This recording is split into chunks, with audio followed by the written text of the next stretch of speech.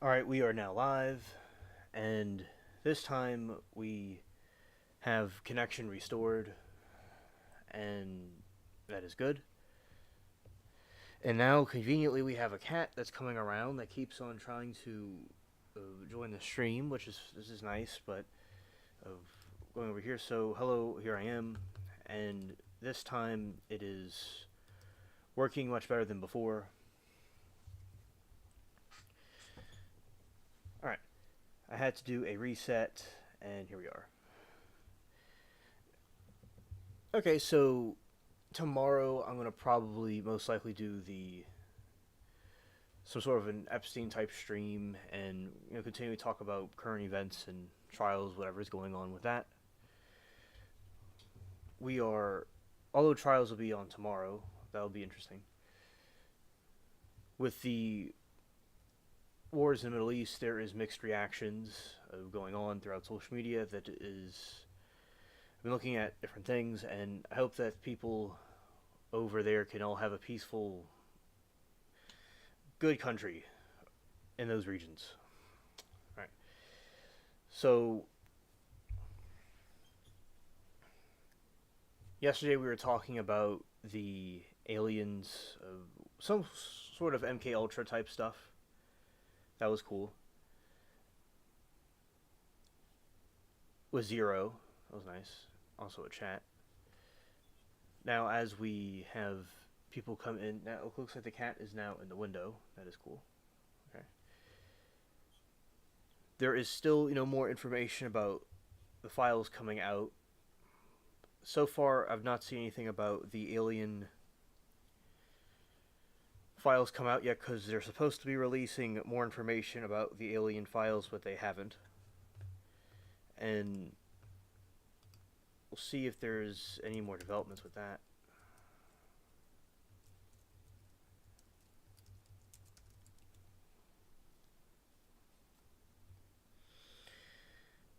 Hello, Richard. Good to see you. Welcome to the chat.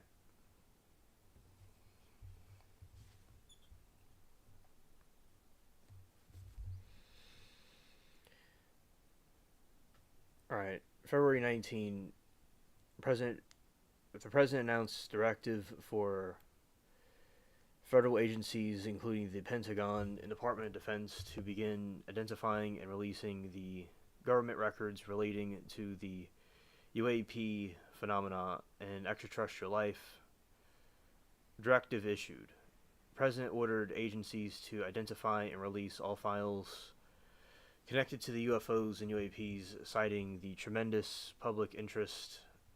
Pentagon response to Defense Secretary Pete Hegseth confirmed on February 23rd that the Department of Defense is working on it and digging on it. Now, this has been talked about for a very long time, and they never actually released anything. So, in current events, in current times, people have taken more interest in this type of event. Now, having the current people in power talk about releasing it will be a big breakthrough for everybody because that's what we all wanted to eventually see, some sort of disclosure. Now, there are many other things that are going on in the world, that these wars and the Epstein files that have been pretty big in the news. So some people don't know if this will be released right away, or some people think this might be a distraction from all that stuff, but definitely I do think there'll be a disclosure. And if there isn't one right away, I will be interested to see the eventual future of it being released. All right. The defense at the Pentagon, the Defense Secretary Hegseth confirmed on February 23rd that the Department of Defense is working on it and digging in, though warned that the review as the classified process could take time. Now, I will be glad to review the files with my friends and with all of you on the stream. That'll be nice to look at. In the scope, the order includes any information related to alien life, UAPs, and UFOs, though it remains unclear how much of the top secret material will be fully declassified for the public.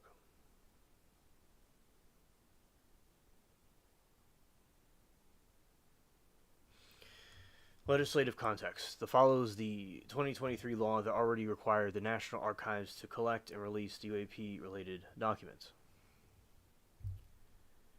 In historical, already available alien files, the newest batch is currently being processed for release. Several government agencies have previously declassified significant UFO-related documents. The CIA X-Files. Now, X-Files was a interesting series that was on the internet, not the internet, on media a long time ago, and now it's more archived. So using the same name as X-Files is very fascinating.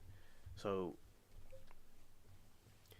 the CIA's reading room contains hundreds of documents dating back to 1940s, including sightings over East Germany and Belgian Congo.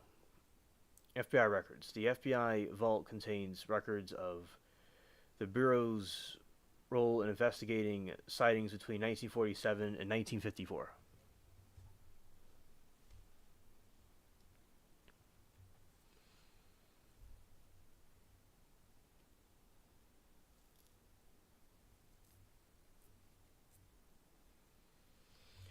National Archives. The NARA maintains dedicated UAP records collecting, which includes Project Blue Book files and more recent submissions required by 2024 National Defense Authorization Act. NSA records. The NSA's UFO archive include a list of sightings and even specific releases scheduled as recently as March 2025.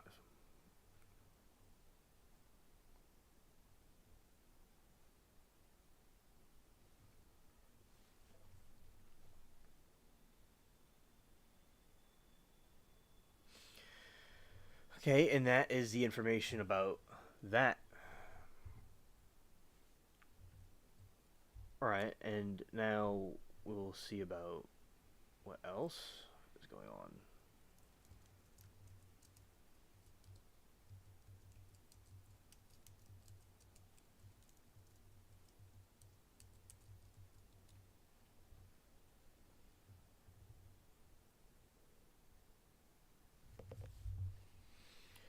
As of March 1, 2026, the oil and gas stocks are experiencing significant upward pressure following the U.S. and Israeli strike on Iran, which have triggered a sharp spike in global crude prices. Energy markets surged as futures trading opened on Sunday, reflecting fears of major supply distributions in the Middle East. Surge over 7%, approximately 71.92 per barrel. And Brent crude jumped roughly to 8%, trading near 76.91 per barrel. Yeah, a lot of these are going to jump up because of the war that's going on over there.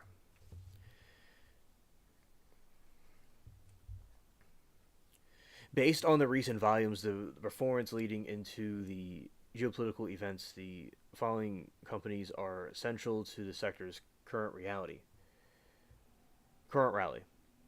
ExxonMobil.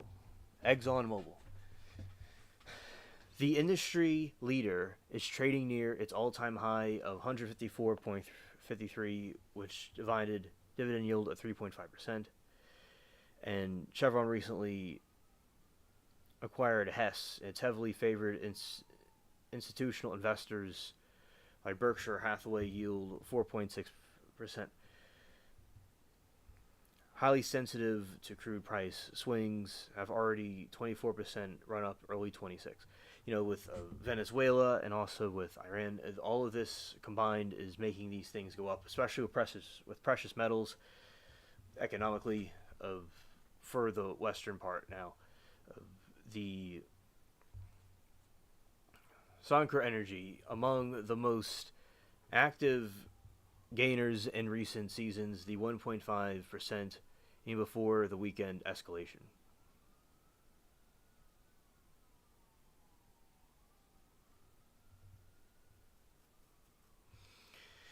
Okay, so natural gas. Now, gas and inflation has been a problem for a long time, and we are going to probably see an increase of this, most likely because of these conflicts, but hopefully over time it goes back down. But the heavy hub spot reached $5 in late January and are expected to remain volatile through March 2026 due to colder than usual weather and rising LNG export ca- capability. Or, yeah. A 2026 outlook. The EIA previously forecasted the price decline for 2026 due to global oversupply but geopolitical risks help temporarily overridden the fundamental projections.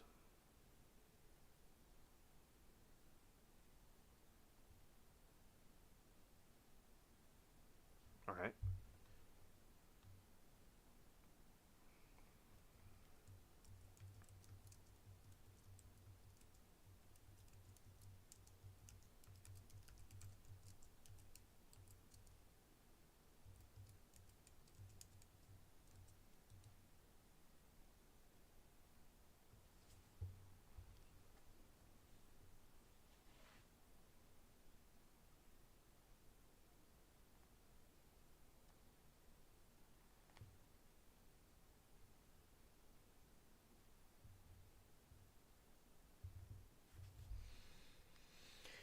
All right. As of March 2026, Nevada remains a global hotspot for UAP.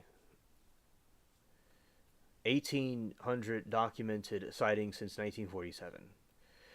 So these are just some in Nevada, because Nevada, it's a lot of government owned lands over there, and is famous for UFO sightings. A lot of testings go on in that region.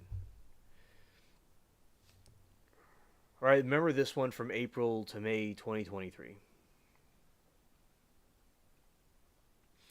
Las Vegas backyard aliens. A high profile case where Northwest Valley family called 911 to report an 8 to 10 foot tall non human creature with large eyes in their backyard following the bright light falling from the sky. Body camera footage from responding Las Vegas Metro police officers showed a green glowing object streaking through the air at the same time. Around that time period, there is a green comet that was flying through that time. And when that happened, it was a pretty cool year. But there was sightings of UFOs.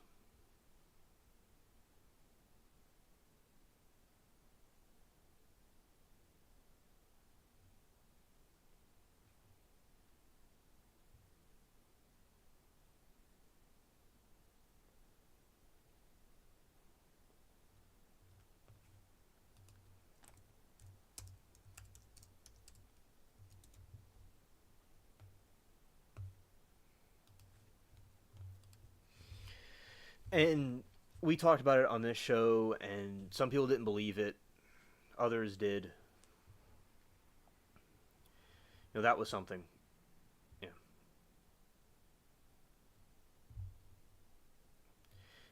Then there's the Param hovering cross in May 2023.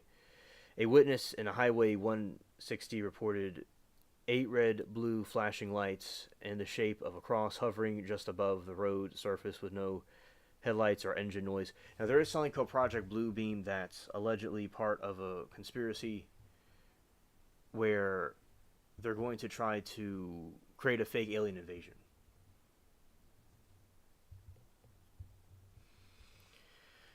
All right, and then there's the Las Vegas Strip, the light pillars. Multiple witnesses reported stationary and white lights hanging in the clouds over the strip, while some suspected is a spaceship. Meteorologists suggested the light pillars reflected from the casino lights and the ice crystals.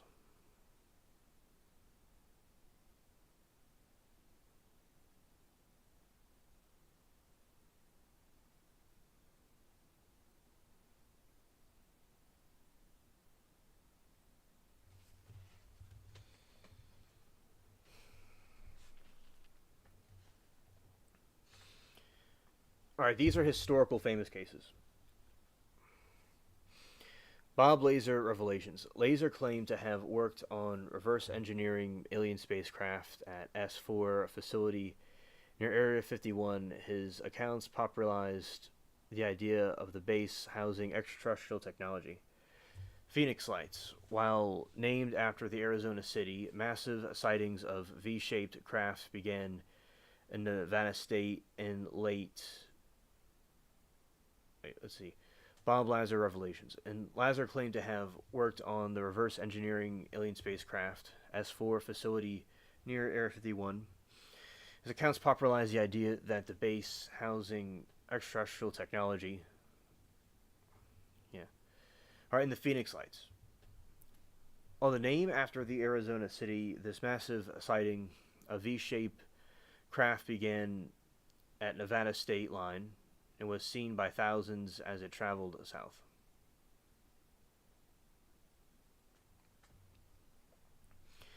The S Mountain Crash. Nevada's first reported sighting occurred just weeks after the famous Roswell incident. A man in Reno reported contraption crashed into the mountains near the Sparks S, sending a massive cloud of dust. The Highway 93 dog incident, 1978. A couple driving north of Las Vegas reported round tripod laid craft that made their watches stop and left them with a tingling sensation, and their dog passed away 24 hours later. That's very sad.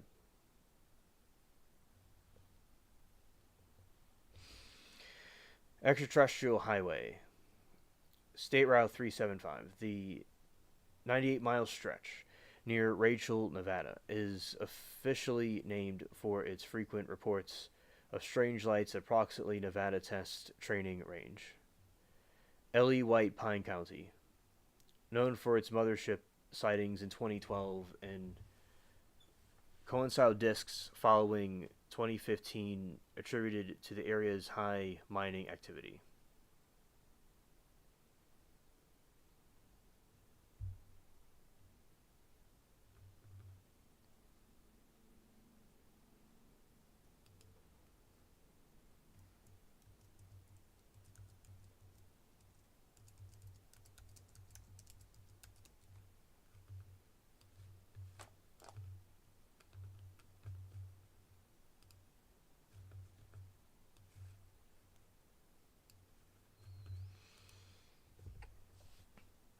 All right, and this is some information on the Israel conflict.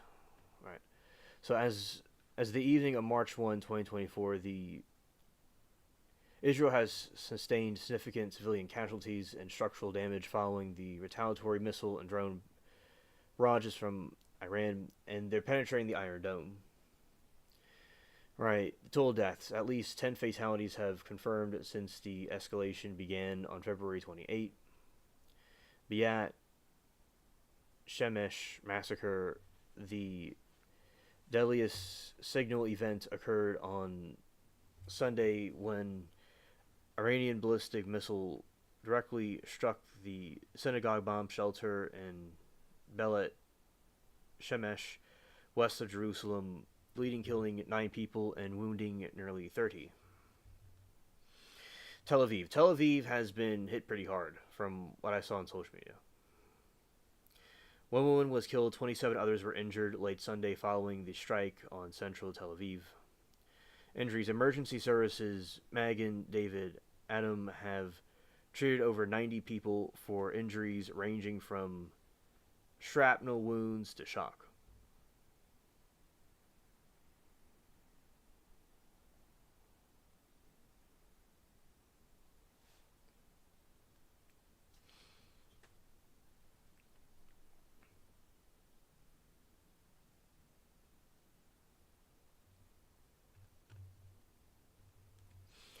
Physical infrastructure damage. The Bet Shemesh external destruction was reported in the residential areas, with buildings collapsed, roofs blown off, and numerous vehicles Incinerated by the impact, the Tel Aviv multiple residence buildings were damaged by direct hits or falling shrapnel, resulting in fires and debris scattered across several city blocks. Military bases. The IDF acknowledged that some missiles struck air bases, including Tel Norf Air Base, though they officially stated that no major operation damage was caused.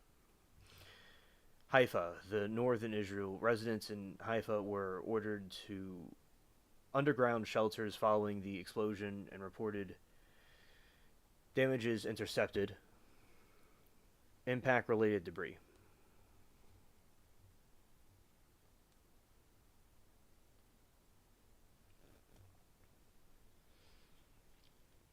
State emergency. Israel remains under its state emergency with airspace closure. Citizens frequently ordered to fortified shelters. Military response.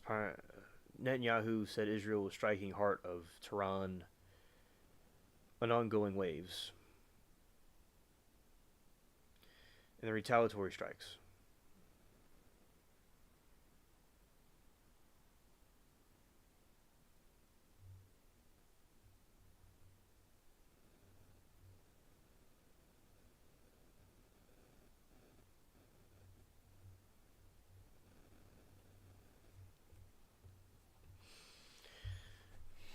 All right, and the death of the Iranian supreme leader, February 28. Let's see, the U.S. embassies attacked.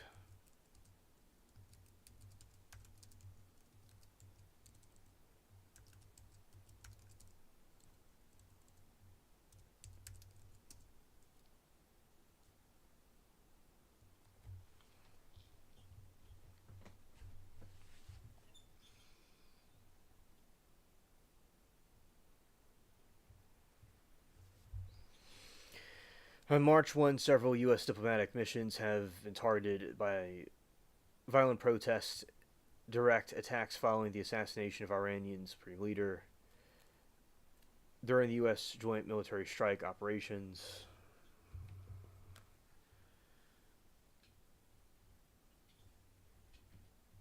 Consulate, Karachi, and Pakistan.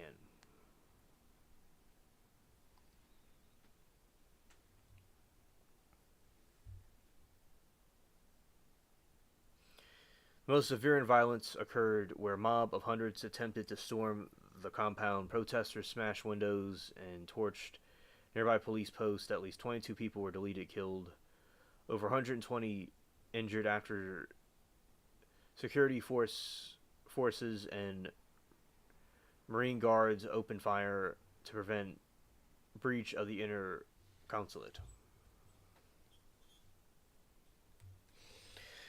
Right, in Baghdad, hundreds of protesters, many dressed in black, attempted to storm the heavily fortified green zone to reach U.S. Embassy. Iraqi security forces used the tear gas, water cannons, and warning shots. And the crowd, the embassy remains on high alert, but was not breached.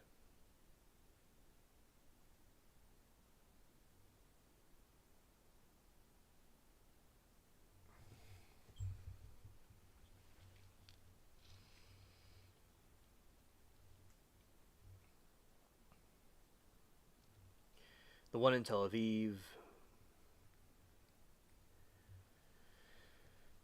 Embassy of the United States, another one in Islamabad.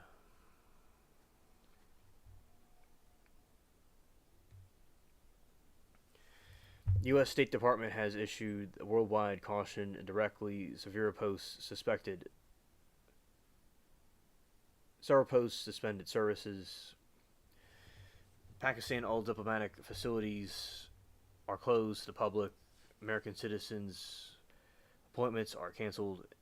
Israel, the embassies, Jerusalem, Tel Aviv have been harmed in the UAE and Bahrain postponed routine services, though for at least March 4. And all those regions are told to shelter in place for the attacks that are going on, so it is getting quite heated over there.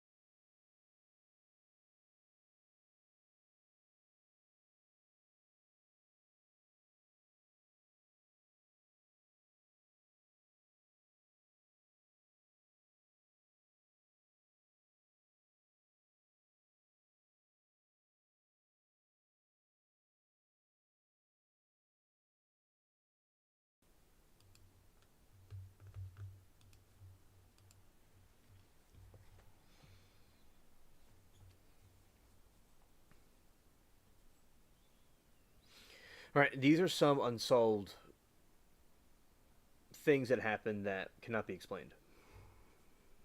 Okay. The Malaysia airline flight. We talked about this in the show before. The new searches of 2026.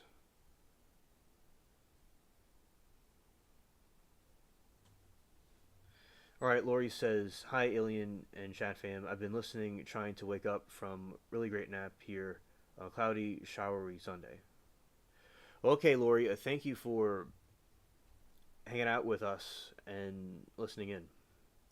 Appreciate it. It's always nice cloudy weather. Some people don't like it. It depends, right, on what you like, right? So, thanks for the update. All right, so the marine biotics company Ocean resumed the seabed searches in January 2026. As of late February, they have covered approximately 9,1116 kilometers of the Indian Ocean. Smoking gun theory. So, a new 2026 analyst by investigators Randy Roslin suggests an unexplained carbon monoxide surge detected by NASA on. Oh, that's good. That's good. Detected by NASA on the day of the disappearance could pinpoint a crash site in in the Wharton Basin.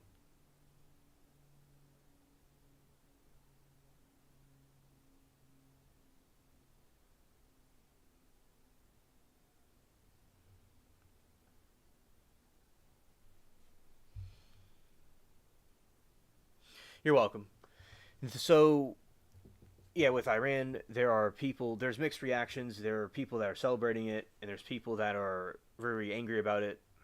So, in Iran. So, there's looks like there's some of them that are like, I don't think really anybody likes their regime over there, but there seems to be some of them that are like protesting it and some of them that are celebrating it. It seems like a split between two different of opinions, and it's getting quite heated all over the Middle East, and you know we'll see how it all goes, but it's pretty big. Yeah, I wish their people the best in Iran. They could have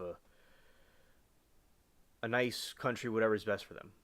Which I have my opinions about what's best for them, but the with having a country that's cool like ours.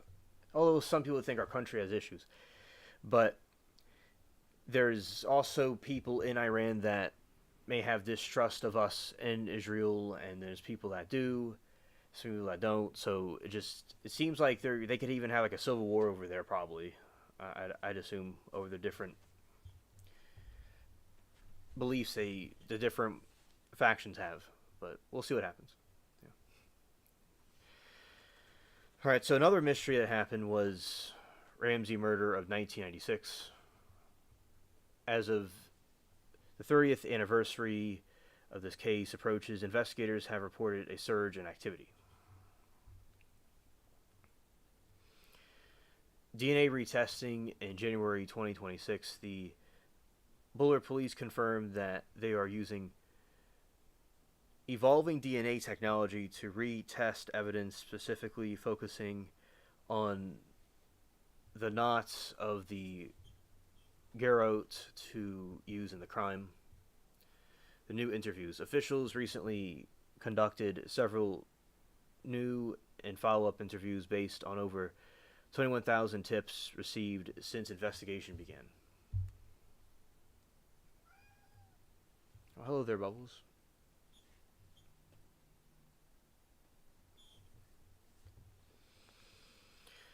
Alright. Cooper hijacking. The only unsolved skyjacking in U.S. history remains subject to the intense amateur research of the FBI. Officially closed the case in 2016. Scientific updates in 2020. The study of diatoms microscopic algae found on recovered ransom bills suggested yes. Yeah. The money was exposed to water months after the hijacking, challenging the theory of the copper died immediately in the jump.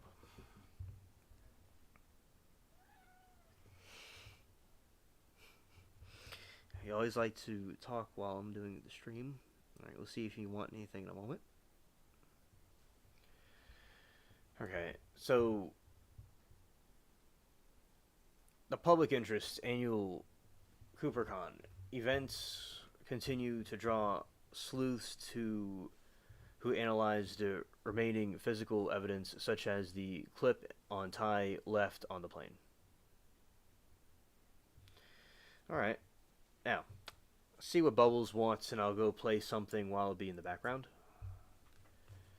Alright, let's go here. Know exactly what it's going to be. Let's see.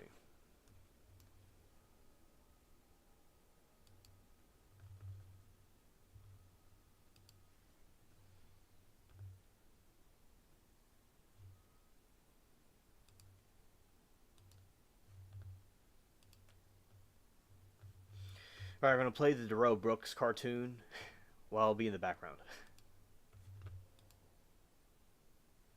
Yeah, cat snacks. Yeah.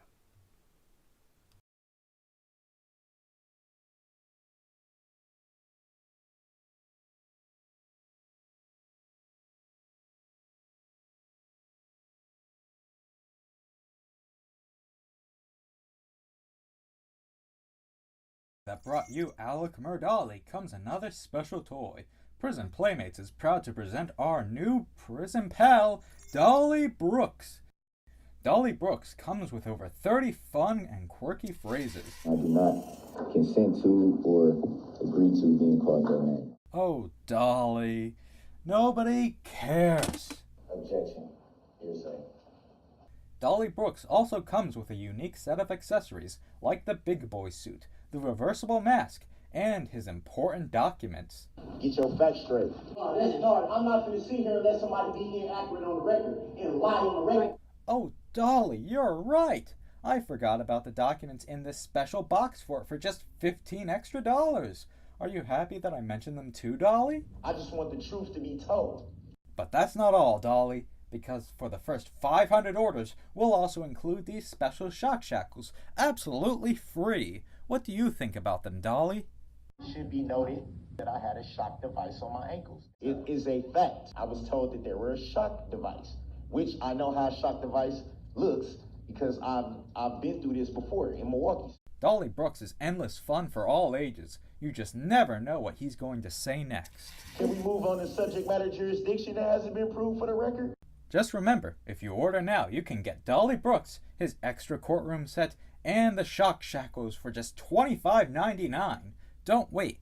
Call now. I accept for value in return for value. To order your Dolly Brooks, just call 867-530. That's 867-530. Call now. You're gonna blame me. Lie to her. It's okay to lie to women. They're not people like us. I don't know. Hey, where's the other guy? You could make a box fort. See, here's a box. You could pretend it's a fort. Actually, that sounds like fun. I want this.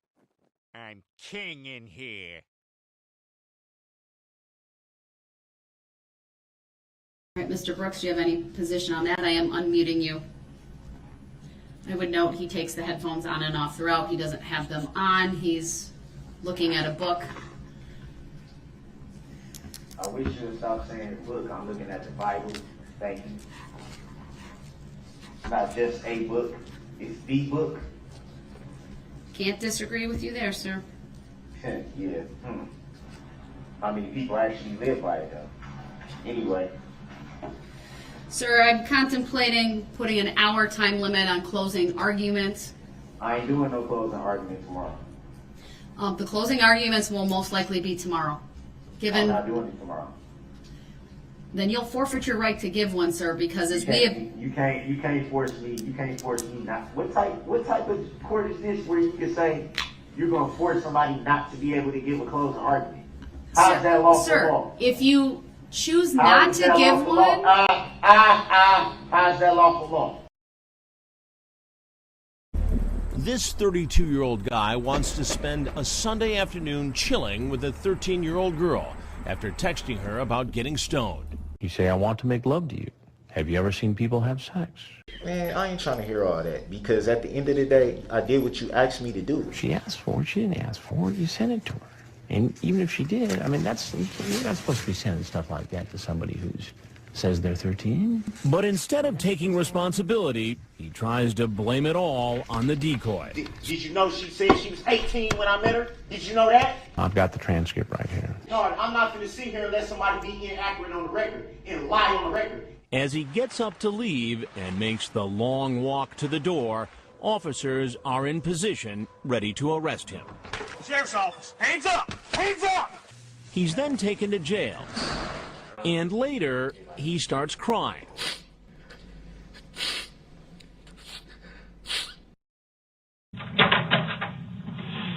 Oh, face that way. Face that way. It's the shoulders. Oh, nice and easy on you.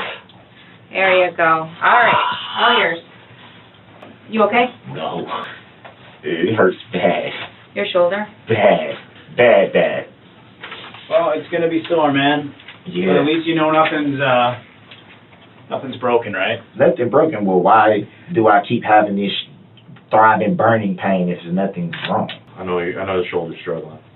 Bad. Shoulder's worse than the knees, though? Absolutely. I know something is wrong. I know something is wrong. My shoulder hurts too bad right now. Sure. I'm sorry, man. It hurts so bad I'm getting teary-eyed, dude. Like, seriously, I know something is wrong. And I haven't get any Tylenol. I haven't slept. Sorry about that. Tylenol, that can just be their procedure. Right. No, I was just asking. Because you've already figured out you're not an idiot. You're not a dumb man. You're a smart guy. Right. I see that. Help us understand something. Where were you going, Darrell? So these parents I know wanna understand why their kid got hurt, just the way you want to know why your kid got hurt. So a I kid want got to hurt? believe a lot of people did. A lot of people got hurt. Yeah. Are you serious? Yeah. Darrell, you were there. No, I'm saying a lot of people got hurt. Yeah, there's people hurt, man. Like that? To me, it's a pretty good injury if a doctor's got to check you out or you got a broken leg. Yeah, so what do you call my shoulder? I'm just making a joke, but yeah. Well, I'm not laughing because there's nothing funny about this. No, I was just saying. No, it's not. It's never been that. Dude, I don't take my life as a joke. I was just making a joke about my shoulder when you just said, if it's a serious injury, if you got to get looked out. And I was just saying I had to get looked out, but they didn't say it was serious. They treated it like, oh, Let's say spend the night. you're the guy in cuffs, so it's hurtful. Can I show you something? That you? That's you? Nah, I ain't got no, it look like whoever. That's not you. That's not me. That's not you. No, I don't. Darrell. That's Darrell. That's you. That's you, Darrell. Why you say it like that, man? Because we talked about the honesty piece. You keep telling me that you tell the truth when you did do something. You Here's take my responsibility when you do something. Now, I just want to say this.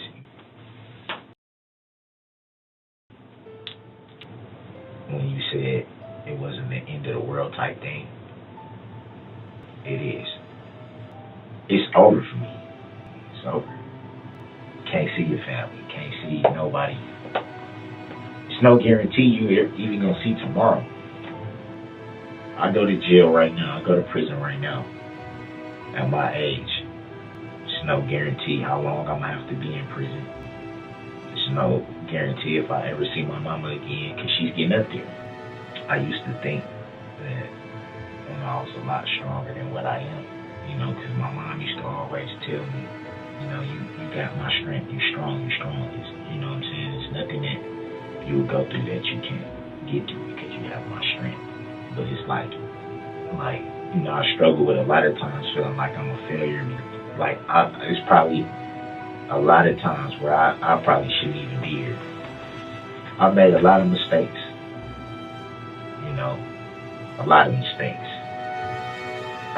Almost 40 years old and I'm still going through case after case after case. It's almost enough to just be like, the hell with it, man. And you got beautiful girls out there that you want to see grow up. My sister never got a chance to see her kids grow up because she passed away. What the fuck do I have to live for? To sit in prison? Like, who would want to have their last moments in a place like this, or in a cell somewhere, or in a jail somewhere? If I had to sit in jail right now, my life is over. I know y'all probably just think, oh, he's just talking. And it's crazy, man. That can't believe, man. I can't believe this is how my story ends, dog.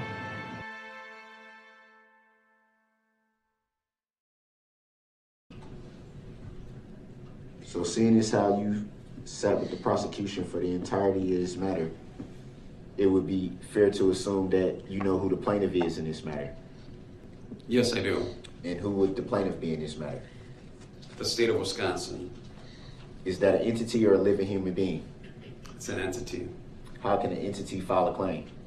You are aware that only a living, breathing human being can actually file a claim. An entity cannot walk into anywhere and file a claim if it's not even a real person.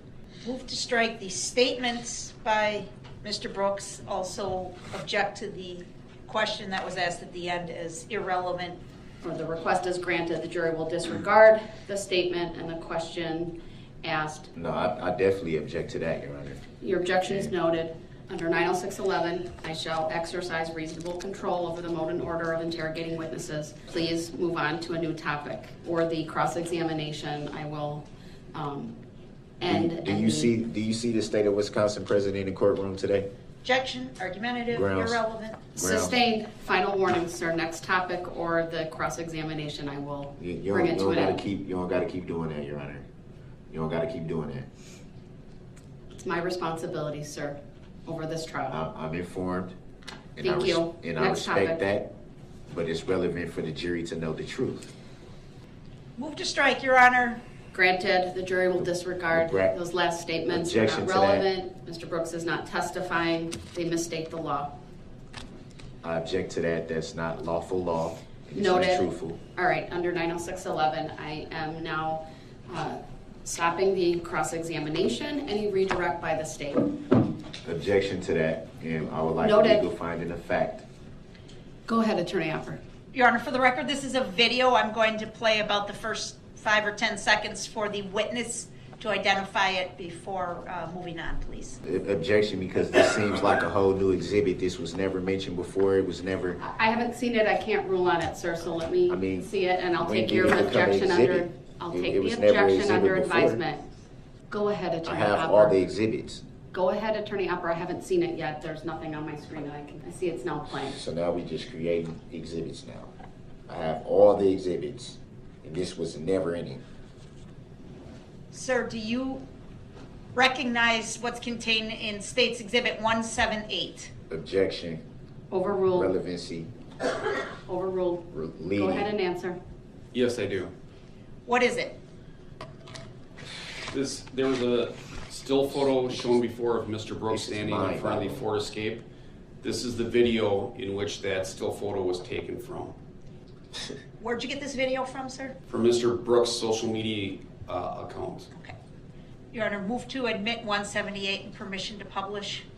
Objection. Your Honor, I have all the exhibits. They were provided. Mr. Brooks, I'll take that up along with the other two issues I still need to address. But how can you play something that I didn't Mr. even Brooks, have? I'll take that up outside the presence of the jury. This Your is objections are mind-boggling. noted. This is It's mind-boggling. overruled.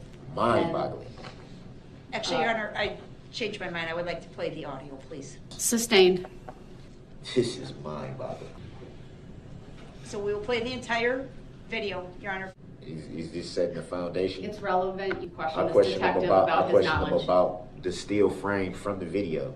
The video wasn't even in the exhibits that I received. I actually didn't even receive them. They Mr. were Brooks, please obtained. stop. The video's playing.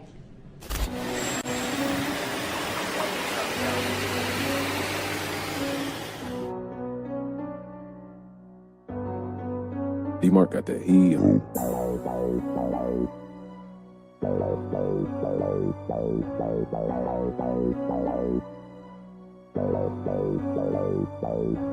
I just got a load worth about a half a ticket. 30 in the blicker when I'm out here chasing chicken. Was observant to the game when I used to play the benches. Now I Spike Da Vinci, got him looking at me different. I can't miss him, yeah. AR with extension, yeah. Venom when I kiss him, yeah. Kidnap you and misses, yeah. Work all in the kitchen, damn. Money by the ceiling fan. Shorty wanna take a chance, I'ma need a cash advance. Only fuck with real gritters, and I've been around gorillas ever since a little nigga fucking on my babysitter. Put some prices on the nigga, you know they gon' come and get you. You see how them hollows did him, now he look like Tyson hit him. I was in the slums, any weather, I was still trapping, sliding on the pussy early morning. Bitch, you still lacking, caught him in the mall, had to tuck it in my heel figure. You know I got steel with him, fully not that little pistol. Heard they putting cameras on the lights, bitch, we still dealing. Give a fuck about the past, nigga, I'ma still kill you. No love for the suckers, listen, put them in the field, we bliss them. Shoot out all the ammunition, they move like some caterpillars. Post this on your social feed, addies that extend release. 2 cent boy, your talk is cheap, I won't stop till you deceased. Coming out your face, you bleed. Carbons, we gon' sweep the scene. Senses, we gon' find the heat. Take you out the movie screen. Got another low, how we playing with them digits. Weighing up them bowls, hella coke around the digi. Playing with them bloods, they gon' pop you like a skillet. Nigga, I'm a menace, and that's word to Mr. Wilson.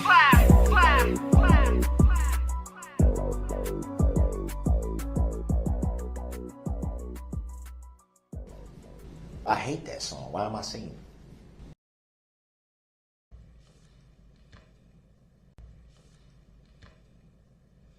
To be blunt, which I've been since the beginning of this trial, obviously, I see the whole strategy here by the prosecution. I see right through it. Don't have any cross-examination, mainly because you've already schooled the people getting on the stand on how to answer certain things. Well, that is completely speculative on your part without It's any obvious. basis in law or fact. It's obvious. Sir, you said you wanted to raise a legal issue. What's the legal issue? The legal issue is how is the state allowed to coach the You're people getting on the assuming they stand? spoke to them and coached them. It's obvious. I'm not stupid. Well, I disagree with that, sir. Again, you could ask All of a questions to sudden, lay a foundation all of a sudden the with state these don't got, witnesses. all of a sudden, for the first time in trial, all of a sudden now they don't got no cross. That's clearly a rush to try to get through the case. Hurry up. We just gonna let these people go. Well, this is And not- argument. Come on, man. This is argument on your part, I sir. see It through is pure I commentary just at want this that on point. the record. I see through it. I find that All right, very. I'm having the jury brought out. I'm instructing you to Come on, avoid man. the commentary when the jury comes out, or you will I didn't forfeit say- your right to be I didn't say present. nothing. Before we do that, there's an issue that we do need to take up. So as long as the jury's out, we should probably discuss that. I would like to provide the defendant and the court with a copy. So that had to of be the- said. So it's the defendant. That's not how it was said. I That was how I completely said. You want to run the disagree. record back? Mr. Brooks. So I'm the only one. I got one Mr. one ear that work, and I heard that. This Come on, is man. to benefit man. you so No, that it's you not. understand Ain't none of your this to benefit witness me, so let's has be clear a about prior that. record. Your Honor, when I leave the table, I'm away from the courtroom, and I have to elevate my voice. So can Your you Honor, tell, I can believe you he explain? has 7 prior convictions via OWI second from 2006. Right, I need to take a break. This man right now is having a stare down with me. It's very disrespectful. He pounded his fist. Frankly, it makes me scared. And we're taking a break. The fact of the matter is, just like I did with my opening statements, I don't have a well-prepared or rehearsed speech. I didn't look in the mirror and say certain points to myself over and over again to make sure I have them right or anything.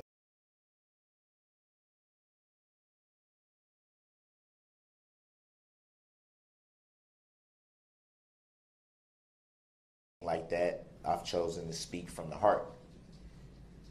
And now I'm going to speak from the heart. What you won't hear me do is argue facts.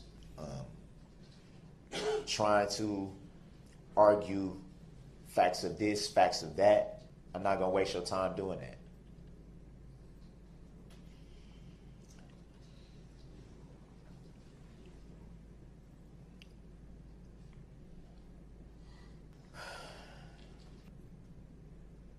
It's a little emotional. I apologize for the long pause. What you've been hearing from the prosecution, and not to take anything away from them, but let's call it what it is. You've been hearing a lot of rerun. Same things over and over and over. No different than when you turn on the radio and you first hear that song that you don't like when you first hear it, but they play it so much that eventually you start saying it, the words to yourself before you even realize it. And then you sit and you go, I hate that song. Why am I singing it? That's what's been happening. Rerun. Over and over and over and over and over and over and over. Attempting to make things stick in your head that simply aren't true. It's a lot of information that you guys should be privy to, I believe. And one thing that I believe that you have not been privy to. Hello, Moki. Good evening. So, yeah, I was talking about some news and some mysteries, some alien stuff, some things I was looking into, and then I was doing something with Mr. Bubbles, and I played this while I was in the background. And we were looking a little bit more into this. Some of these Darrell Brooks animations are quite funny. Then I'll get back to what I was doing, what I was saying before. Hope everybody's having a good day. Thanks for being here. All right. Is the truth of your rights and your duties. The fact that you and you alone have the power, not well-prepared DAs with well-prepared and clearly rehearsed speeches and exhibits and a lot of theatrics. Frankly, not the judge. You and you alone have the power. You and you alone decide what is truth and what isn't truth. You should be informed that you have the power to nullify any law that you don't agree with. Remember the power that you have. Don't for 1 second let it be taken away from you. I can never understand the position of sitting on the jury in something of this magnitude. So I'm sure there's a lot of pressure. I pray that the right decision is made. The right decision. Do what's right. Don't let the smoke and mirrors take away your power. Don't let the theatrics take away your power. Each and every one of you has a decision. Do what's right. Make the right decision. That's the magnitude of the power that you have. Just like this tissue is in my hand, this is everything. You have everything. Be at peace with what you decide. Have no regrets. Don't let this decision weigh on you after it's over. And again, I say the same thing that I said earlier. Same thing I said in opening statements. I'm not reading from any paper, any books. Everything you've heard in opening statements, everything you're hearing now is from right here. Everything. You have the decision. You and you alone. All of you. You have the decision.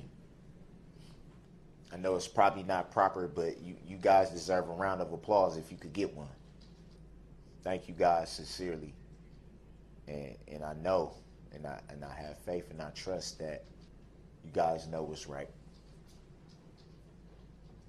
Ladies and gentlemen, I don't think it's fair to just say guys, but I believe in your heart you know what's right. Thank you.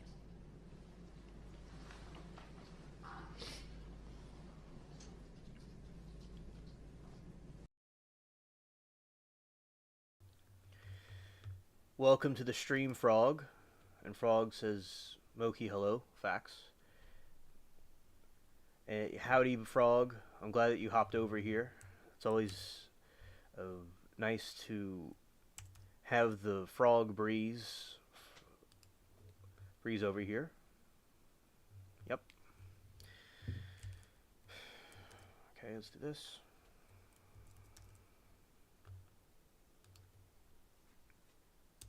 Oh, thank you for some Burt's. Thank you. We needed that. Thanks.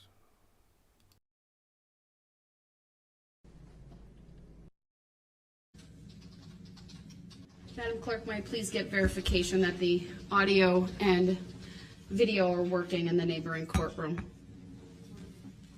All right, thank you. I do have verification. There are headphones on the table in front of Mr. Brooks should he choose to wear them. I see he's reading from a book at the moment. I do need to make a record that this morning, although Mr. Brooks was not raising his voice, there were repeated interruptions. I gave Mr. Brooks multiple opportunities to stop talking. I asked him repeatedly to stop interrupting me. I advised him that if he continued, he would forfeit his right to be present in this courtroom and would be taken to the neighboring courtroom. I believe I gave that warning at least twice. It's my hope that we can continue with Mr. Brooks in this courtroom.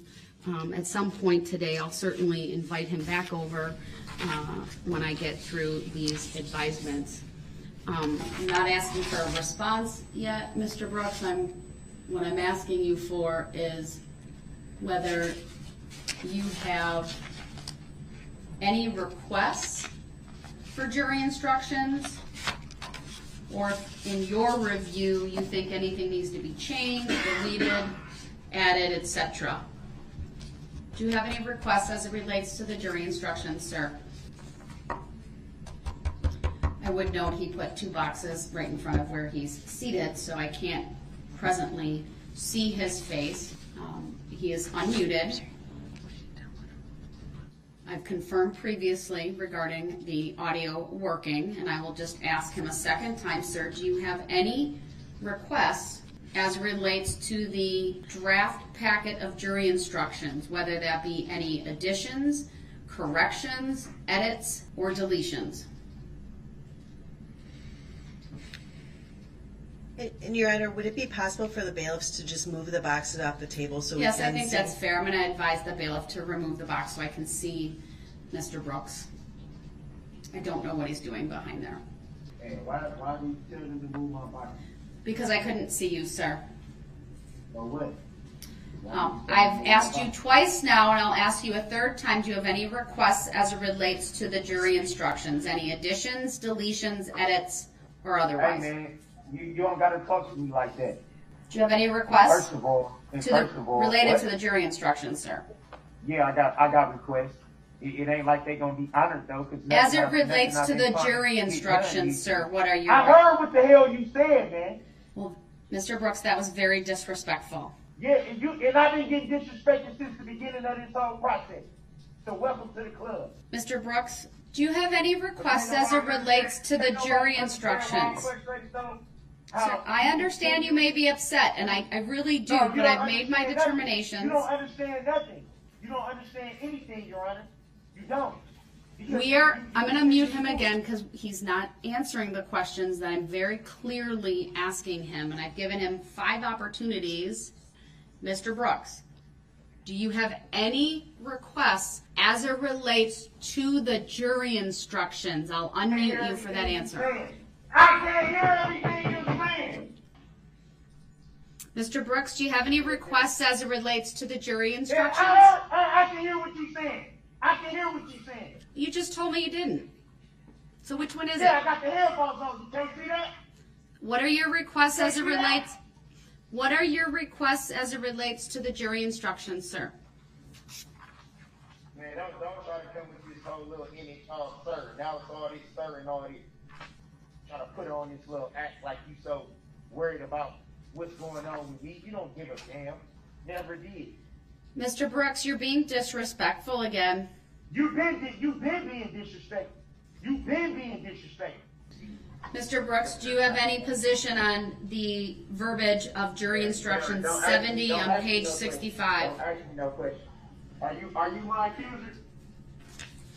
Are you my accuser, Your Honor? All right, he's choosing not to answer, so I'll mute him again. It's unfortunate that he's deciding not to participate in this. I agree with the state. I don't need to highlight that second paragraph. I will take that out, but I will include in the paragraph that reads, at times, comma, Mr. Brooks has appeared from another courtroom, period. This must not influence your verdict in any manner. Mr. Brooks, do you have any position on that? Which is, so jury instruction 70 has to do with the defendant proceeding pro se. I need the bailiffs to move the boxes away from his face. I need to be able to see him. He can keep them on the table, but they need to be moved off to the side. And if he does it one more time, then I will instruct the bailiffs to take the boxes away. Those are trial prep materials. If there's something in those materials related to jury instructions, he should take those out now. Mr. Brooks, one final time, do you have any requests as it relates to the jury instructions? Otherwise, I'm going to approve them. I'm going to take a break, and then we'll come back in the afternoon to go over verdict forms. I didn't answer yes or no, so how do you consent to anything without me answering the question? Are you going to answer the question, sir? But you can't force me to do it. You can't just say, I'm going to do this. Because sir, but you also can't stall the proceedings by failing to answer. I didn't try to stall the proceedings. You're the one that held me in contempt. I never held you in contempt. All right, I'm going to mute him once again because he refuses to answer a very simple question about whether he has any requests as it relates to the jury instructions. I will work on making all the changes with Madam Clerk, finalizing the order. So we'll come back at 1 o'clock to finalize the verdicts.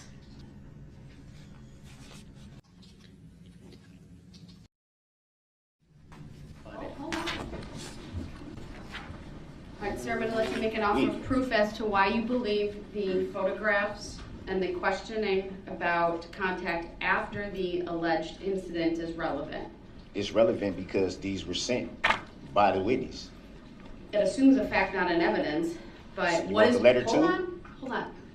Tell me the basis you believe there's been communication and why you believe it's relevant to her testimony. It's relevant because it was testified to by, what's the last guy, Guth, that he was told that the witness was supposed to be so deeply afraid of me and all this type of stuff. So if you're so deeply afraid and worried about somebody and this and that, why would you speak and have contact? Do you want to open up the door to the other act's evidence of... That's not opening. No. That's not opening the door. Sometimes in a court of law, when there are pretrial rulings, the testimony of a witness needs to be said in such a way not to run afoul of that. But if you keep questioning her about whether she's afraid or not, or why she wouldn't have contact or not, you are opening the door to that testimony. All of my rulings have been made to prevent what could be seen as prejudicial evidence. The standard's not prejudicial. The standard's whether it's unfairly prejudicial. But you can open the door to that, sir. It's unfairly prejudicial that I have a document stating that November 20th never even happened, but yet and still the witness can get on the stand and lie on the stand. Over to the state. Come on, man. Y'all know that's not right. Y'all know that's not right. Then you need to immediately turn it over to the state right now. It may become relevant, but no one has seen it. When did you receive the document? Hold on. When did you? I'm having you make an offer. When did you receive the document? Okay, but I just want to state for the record, Your Honor, that's not fair. It's not fair. When did you receive this document that you claim was sent by this witness? It's not claim. It's for a fact. Sir, it hasn't been established yet. I need to make a record. So do y'all want the letter? I want to see the letter. What? I want to see the letter. Okay, so I got to. And I want to know when you received it. I got to bring that in. Come on, man. Mr. Brooks. Come on, man. Stop. When you Stop aren't it. you aren't Stop even it. letting You're a me public ask the servant, Your questions. Honor. I respect your courtroom. I respect you. You're a public servant, though. Your job is to be the referee. Is it or is it not? You stated so yourself on record that your job is being the umpire. So I'm going to make a record about what he's referring to in count 77. Okay. And what happened to that paper? Because it was on the table. Then when I come Brooks, back in, I need to make a record of a variety of things. So who took my paper? And you keep interrupting me. You attempt to divert everyone from what is being done this very second. I didn't attempt to do anything. Yes, you do it repeatedly, sir. Whatever. So you're doing it once again. Whatever. Just make your record. What does the letter read?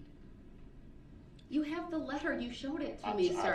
And I've been trying to find it ever since I came back in here. Now all of a sudden I can't. And now you're impugning, though, like somehow you're imputing the integrity of this court, the bailiffs of this state. You're accusing, frankly, everyone of moving your papers. Did I point the finger at anyone? Did I say anyone did anything? Not directly, but indirectly you did, so sir. how can you make the assumption that I'm saying? Can I please make the record without you interrupting Yes, you may. Yes, you may. I apologize. I appreciate that. Thank you.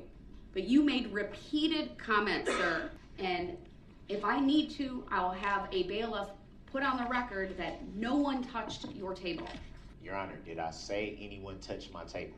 I didn't say you implied it, sir. But did I say that?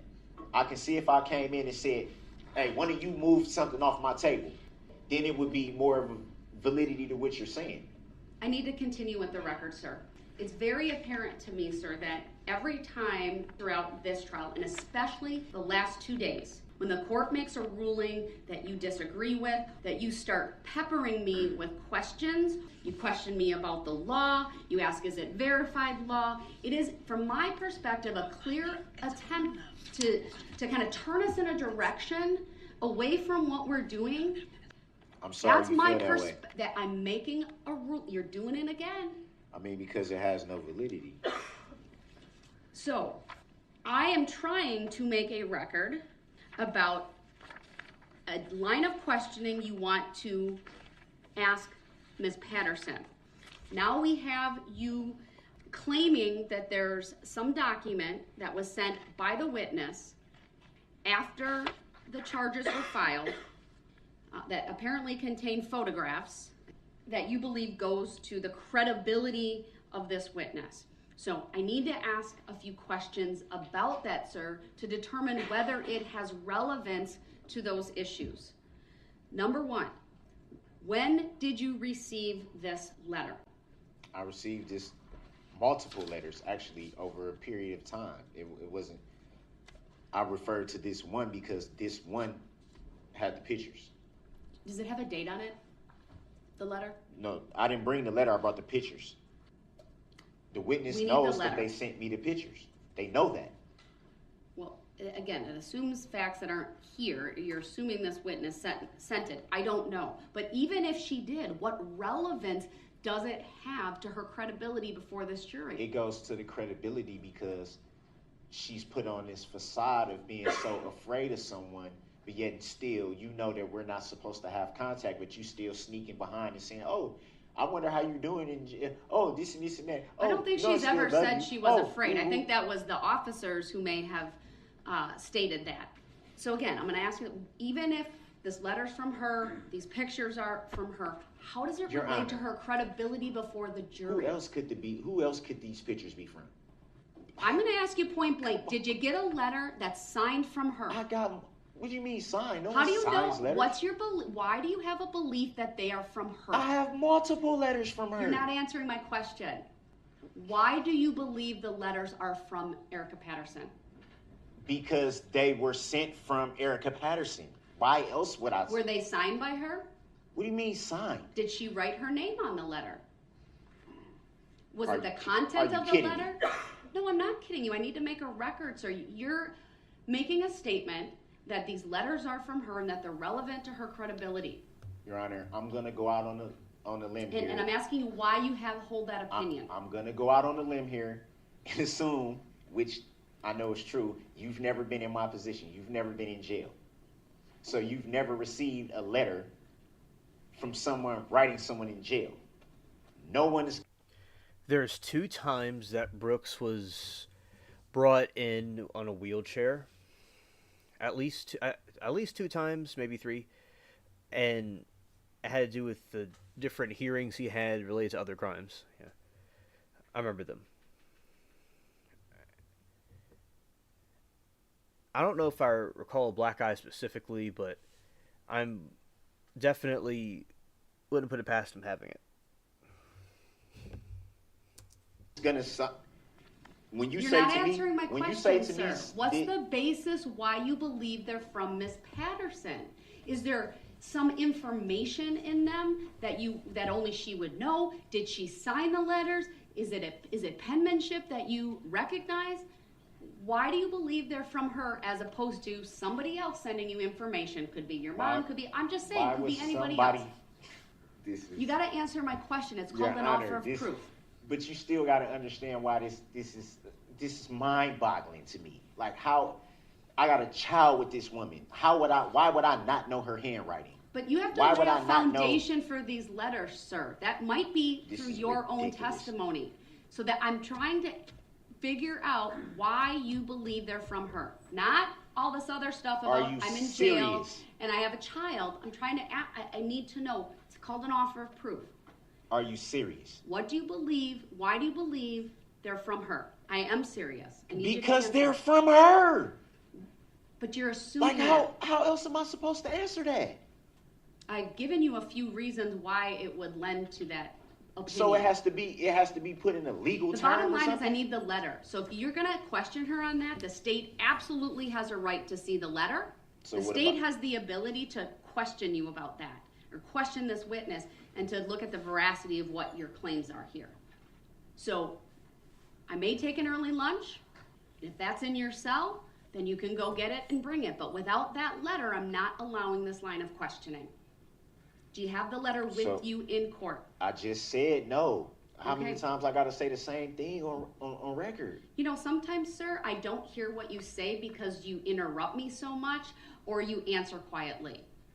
And I'm taking notes and I'm focused on probably a dozen things at the same time. But if I say something under my breath, everybody seems to hear it. Everybody seems to hear In that a just quiet fine. courtroom, And yes, we can hear it very and clearly. everybody assumes that it has to be disparaging. Or, Once again, you're doing this tactic where Because you try to it's not a go tactic, off it's of what we're facts. talking It's about facts. to some other reason. It's facts. to Because some I other find thing. it hard to believe that I'm gonna all let of the a sudden state. nobody hears what I say. I'm going to let the state man, make stop. a record of why they Stop. believe it's objectionable because I haven't let them do that. Moki says, I saw pics of him with long hair, but he's wearing a mask. Oh, okay. Yeah. The longer hair, those I think were earlier ones. That was back in the beginning, I think. But the ones with him in the courtroom in the wheelchair were a bit more. They're after this time. I believe his hair was shorter during the time he was in the wheelchair part for the trial. But as I said, I don't really remember anything specifically about his face. I know there was. Wait. I know what you're talking about. The one very, very recently, I think he had longer hair. Yes. Judge Doro was the judge of that trial, yeah. And he was covering his mouth because allegedly his teeth were knocked out. I really don't know what the problem was. Yeah, that one he had longer hair, I think. And then before that, he had longer hair in the beginning. So it looks like he did it like 2 times the longer hair. But yeah, he was, and there were some boxes in the background. That one was interesting. We didn't really know where he was exactly, but somewhere in the jail, obviously, or prison. I've given you multiple opportunities to tell me why you So believe it's... I didn't get these pictures from nobody else. Why was The somebody record will else reflect you have 2 pictures that you believe were from this witness. that I know is from him? No, that you believe. That I know. All right, I'll ask the state their position on all of this. My position, Your Honor, is that these pictures, first of all, should not be admissible. 1, because of a discovery violation. We've never seen them before. 2, because we have reason to believe that he did not get them from Erica Patterson. He is on a jail phone call talking to his mother, Dawn Woods, about Dawn Woods sending these photographs to him. Now, that's a lie. I object to Let that. the state make their argument without interruption, sir. That's a lie, though. 3, I believe that these photographs are designed to make a suggestion to the jury that Erica Patterson is a bad mom. I think that is what the defendant is trying to do. And if we're going to go down that road, then we would be forced to counter that claim. First of all, it doesn't make her an incredible witness, if it's even true. And second of all, if we go down that road, we would be forced to counter that claim by pointing out that not only does the defendant not live with the child in question, he doesn't live with any of the other children that he has. He impregnated Erica Patterson when she was a minor in Nevada, and for doing so, he was convicted of statutory sexual seduction, pled guilty in March of 2007 to that felony offense, and is a sex offender on the registry as a result. So if there's any causation that would lead to Erica Patterson being a bad mom, Mr. Brooks has a direct role in that causation. And that's, Furthermore, I object to that. I'm not because done. that's a lie. Let him Because at the end finish. of the day, Let if him we finish, gonna open the door Mr. on that, no, Brooks. since he want to make a record and not be accurate, so let's be accurate all on the record. Since you think you know so much, Once so again, we can Mr. open the Brooks door is on. being We can loud, open the door on how old she told me disrespectful, she was when interrupting. we met. We can ask He's- that question he is too. Then over the Did you top, ask that? animated Do you right know now. that? Mr. Brooks, I'm ordering you to sit down and to let the state No, finish. I'm not going to sit here and let somebody be inaccurate on the record and lie on the record. Right. Under Illinois versus Allen, I've warned him repeatedly. He's being removed from the courtroom. And you know what? Let me dial that back. We're just going to take an early lunch, 1 hour. We'll be back. And unless he brings that letter and he Don't can sit show here and try it to is think he knows what's inadmissible, going she will on. not be questioned. And under 90611, I will Then you gonna declare talk the about where my cross-examination kids live. You don't know where, closed. You don't know where, what Thank happened you. at We're the in time recess. all this 1 happened, hour. bruh.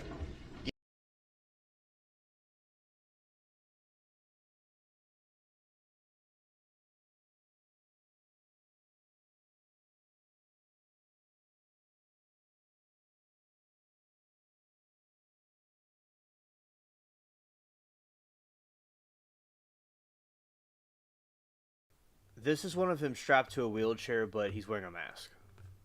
I can't really see his face too well. Alright.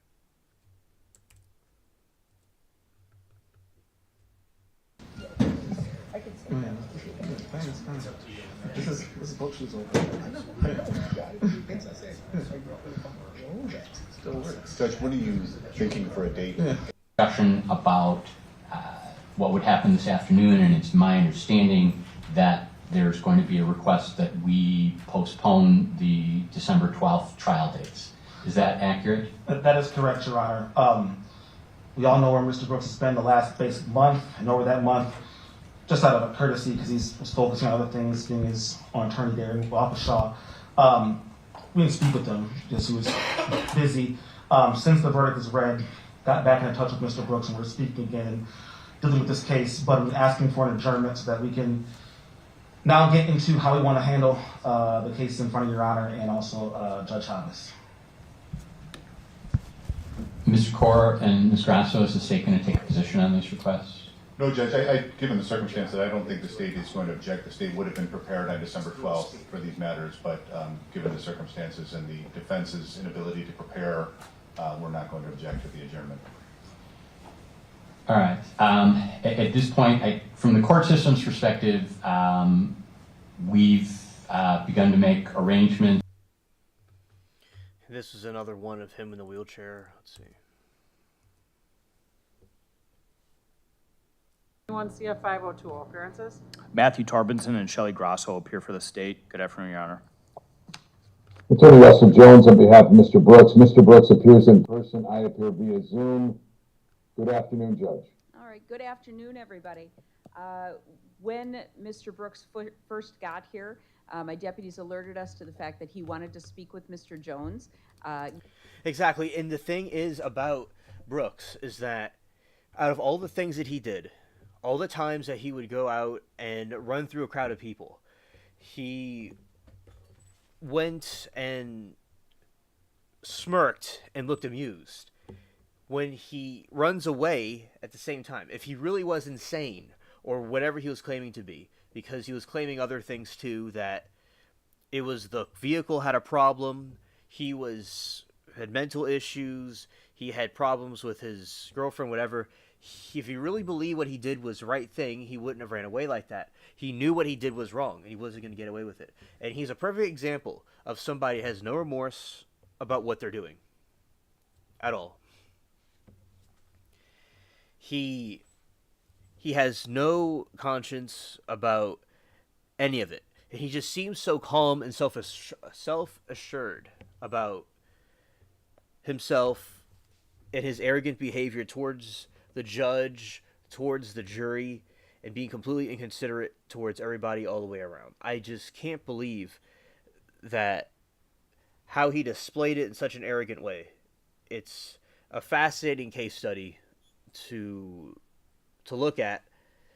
And his antics in court is really just bizarre because he thinks that he's trying to get himself out of the situation. He's trying to get himself guilty, if found not guilty, or a lesser sentence. But what he did was getting rid of his defense and coming his own defense. He really just, by his behavior and actions, ruined any chance of him having any sort of leniency, which he deserves none, and it's good he'll be locked up forever. Yeah. So it is extremely messed up what he did, and he was beyond being redeemed. His family, I feel, was sheltering him and being neglectful by trying to defend him in any kind of way. You know, because what he did was inexcusable no matter what he went through.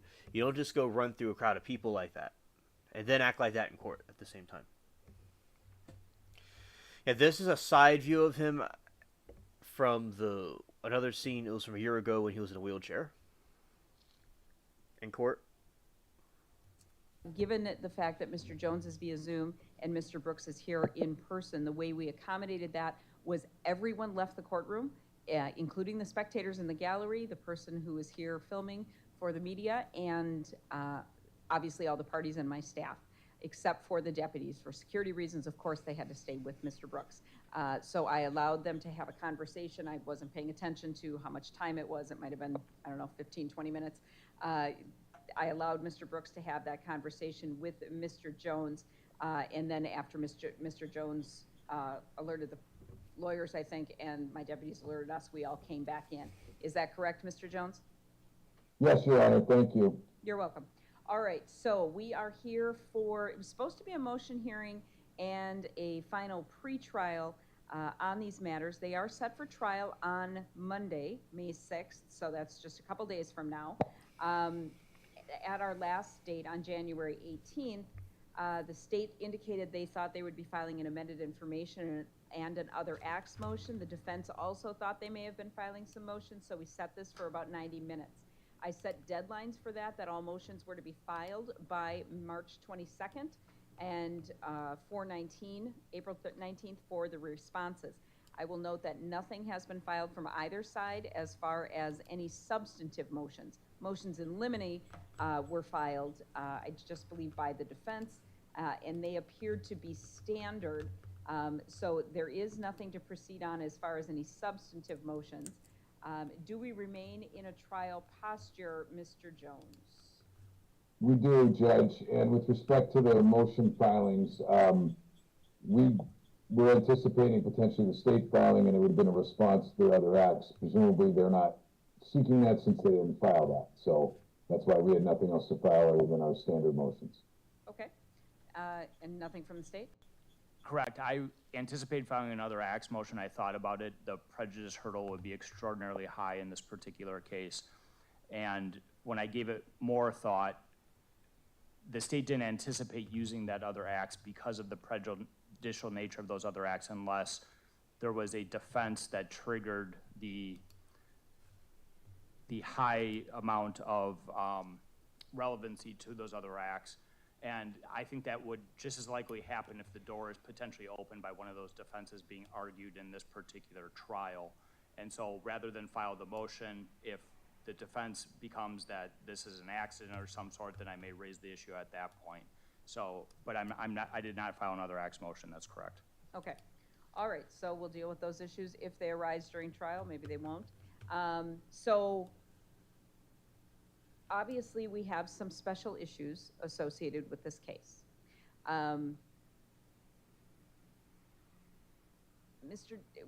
Jury selection is going to be our biggest hurdle. What I have thought, just on my own, and I don't know if the parties have thought about this, I don't know if anybody would think that a court trial would be a preferable way to go to avoid any of those potential issues that would arise with having a jury and trying to seat a jury with a case that has not, this case is not notorious, but certainly Mr. Brooks's other case is notorious. And we certainly will do our best to seat a fair and impartial jury. But that's just off the top of my head. I think that might be the best way, but of course, Mr. Brooks, that is ultimately his decision on whether it would be a court trial or a jury trial.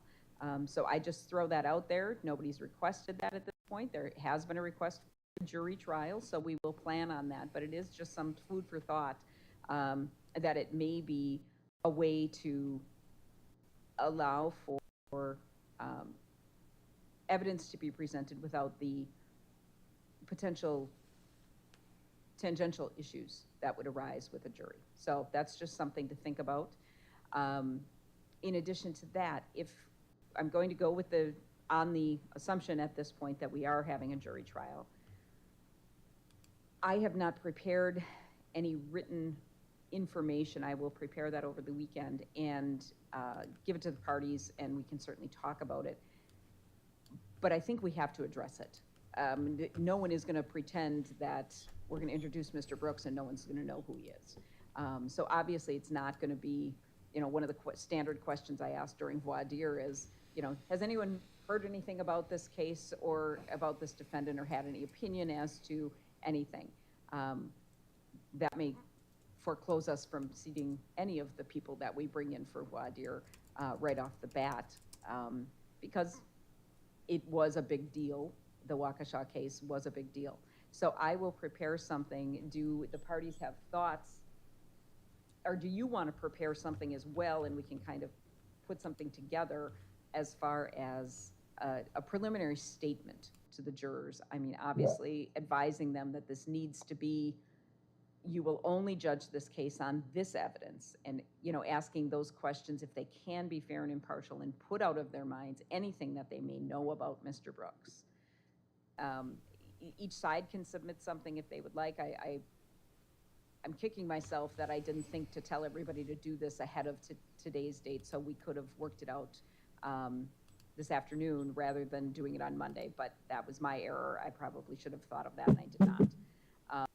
So if the parties want to do that, they can do that. I will have some language that I work up as well to address that. Other than that, I just talked with a sergeant from the Sheriff's Department.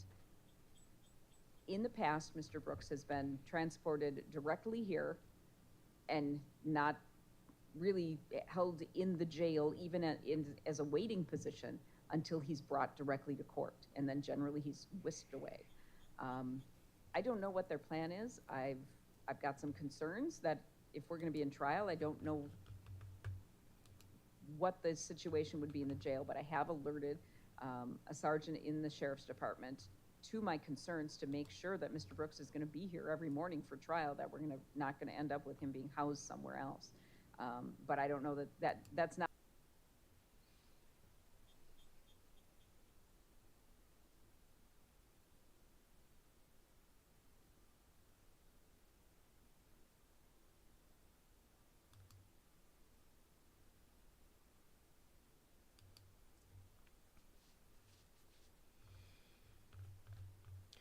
All right, so that is Brooks from a year ago.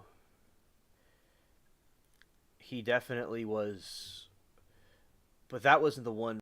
One of the most recent ones was with Doro, where he had his hand over his mouth and he was trying to disguise his teeth because they probably got knocked out.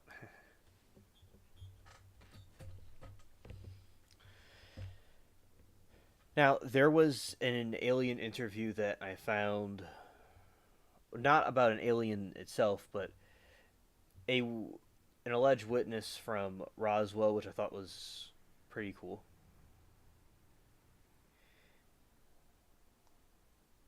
Okay, understood, Moki.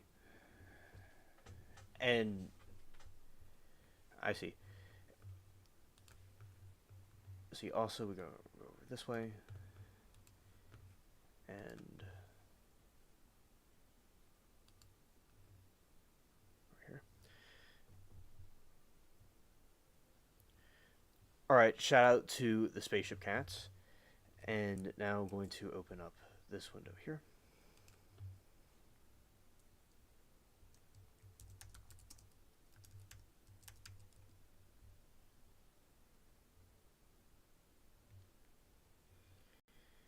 Okay, and Milky says, Cat got me up at 4 a.m. Okay, and Milky says you're not leaving yet.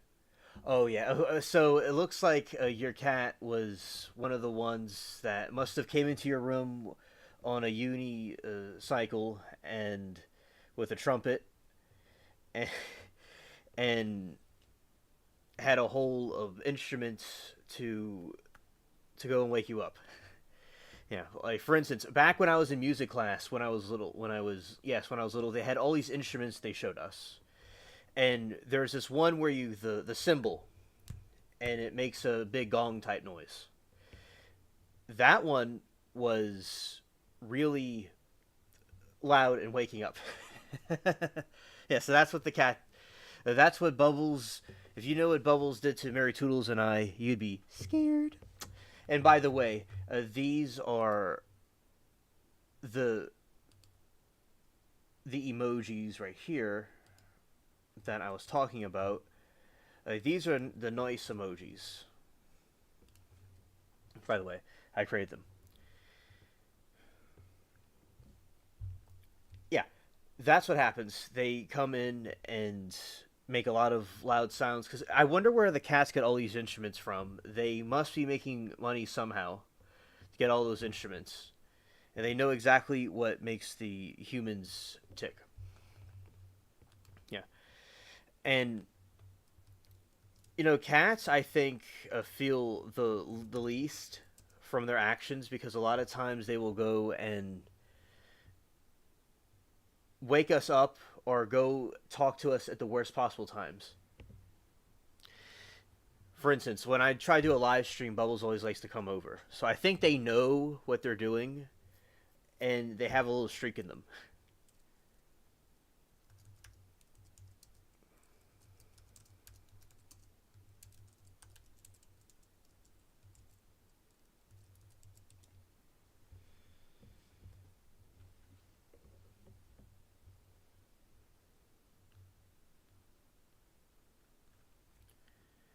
Okay, so some interesting alien trivia. Let's see what chat knows about the aliens. Okay, now, what is the name? Right, they know. Yeah. What is the name of the commercial towing space spaceship of the original 1979 Alien.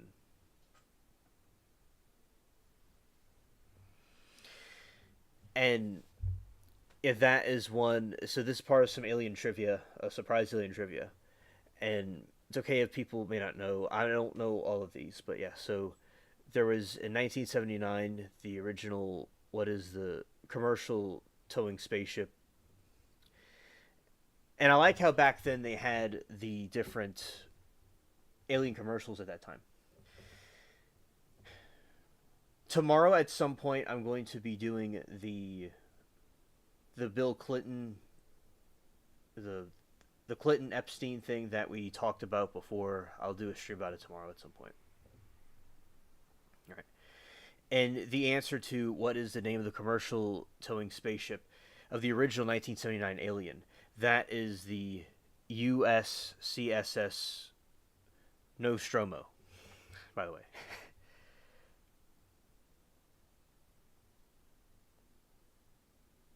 And what is the famous tagline of the first film?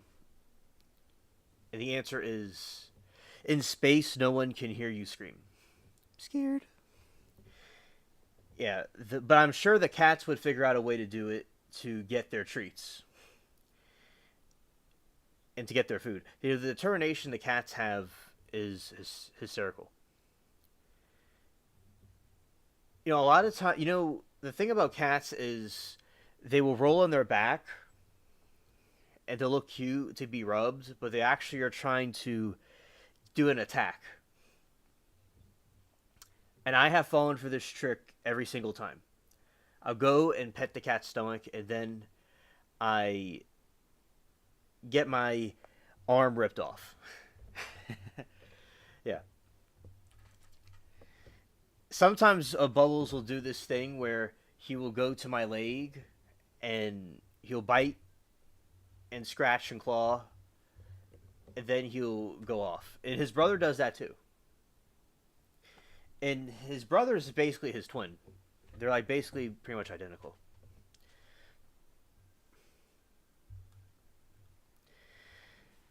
Okay, and there's another question, is which character is the only survivor of the Nostromo along with Ripley?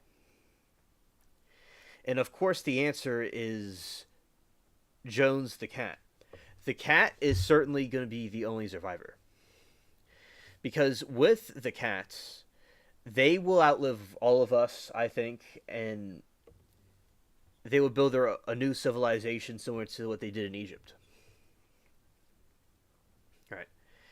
And a lot of times I think that with cats, we are actually their pets. Or that's how they see it. Because I'll say, like, when Bubbles comes over as like a manager to go and bring him food, that's what they do. And you see, cats don't see humans as something to go to sleep. They see us as AI robots. That's why when they come barge in the room with their orchestra that they bought with money that came from somewhere that I don't even want to think about, they come in, they think we're sleeping on the job.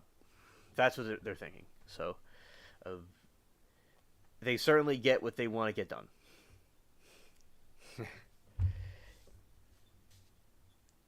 All right, and then who directed the 1986 sequel to Aliens? And that was a good movie. We are their servants and slaves. Right.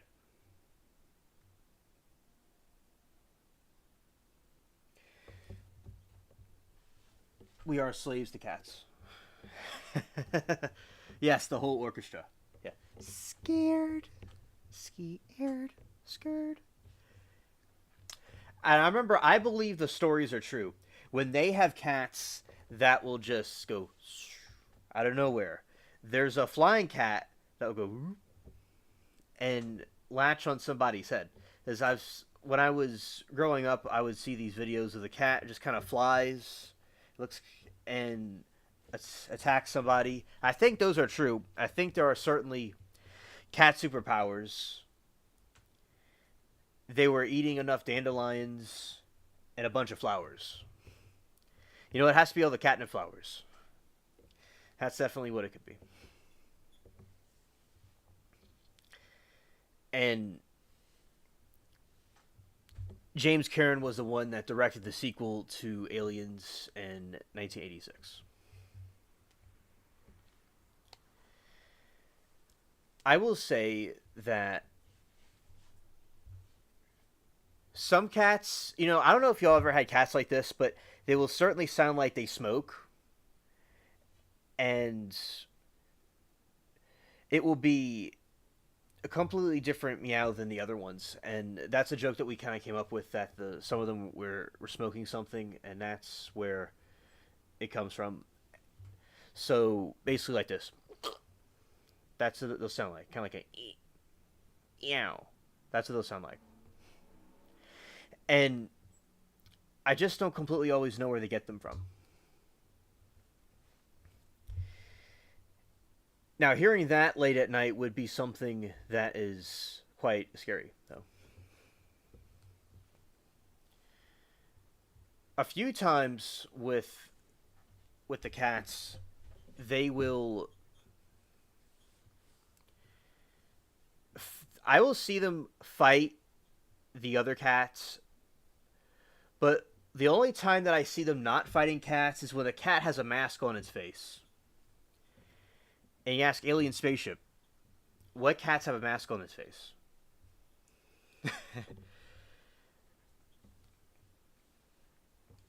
Yes. And those cats that are chain smokers, they are chain feline smokers. Yeah.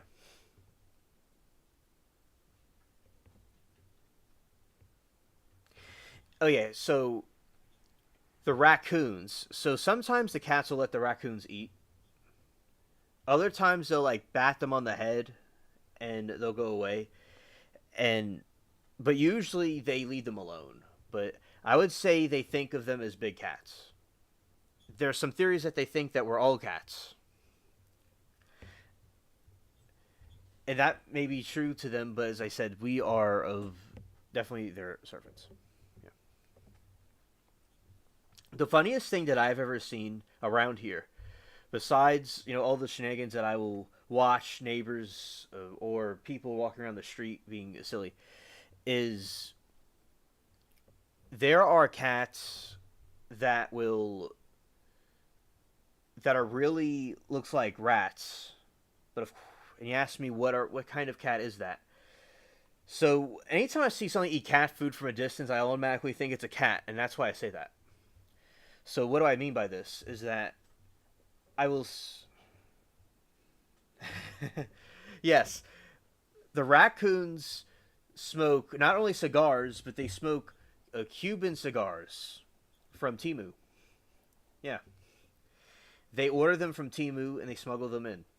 That's partially why they always have that.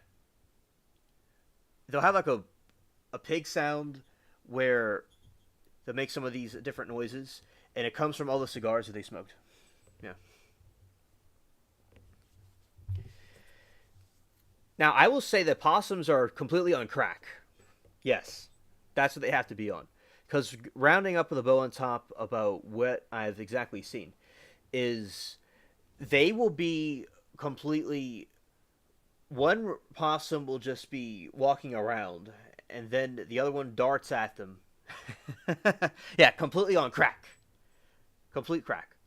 They will run, all right, and chase the other possum. Because there's one possum that owes the other possum something, all right? And we know that Liam... He has the look of innocence on his face. We do know that he does owe him something.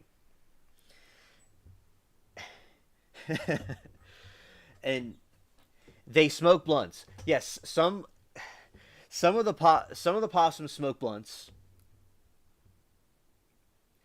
That is true, but I will say that more of them smoke crack than you like to think. There are some cats, for instance, Claude the cat that I made shorts about. He definitely has crack in him. Crack is in his blood. Because he will try to go and attack other cats at night. No, I think that Claude is completely on meth and fentanyl. and maybe even some bath salts, because that cat will, in the middle of the night, will go find a cat and go fight him for no reason. It's like he's trying to get his money back, but he's actually the cat that owes everyone something. That's the funny thing. But he really owes everyone else, but not him. Yes, with rum. Yeah, he's all mixed up. So I'll see the possum, and it will chase the other one, and they'll run around in circles, and then they'll slowly come towards where I am. Naturally, it's like a giant lighthouse. They will go with the lighthouse, which is me, and they'll slowly come my direction, like an avalanche. And I'm slowly getting scared. I can hear the skirt echoing in my head. And then I'm seeing the raccoon, not the raccoon, right? That wants to join in. And he's saying, grounds. Yeah, that's true. Because don't get me started with the raccoons, right? So that's what the possums will do. They'll kind of run around in a circle and chase each other, and then this other one comes up, and they have to go break it up. Because the raccoons in the trees are the ones they'll say grounds to each other. And one time when there's a tree in my yard that was growing since I was about in high school, probably, or right before it. It was right by this bench swing. So before I would say right during YouTube, my 2020 renaissance on YouTube, that's when it started.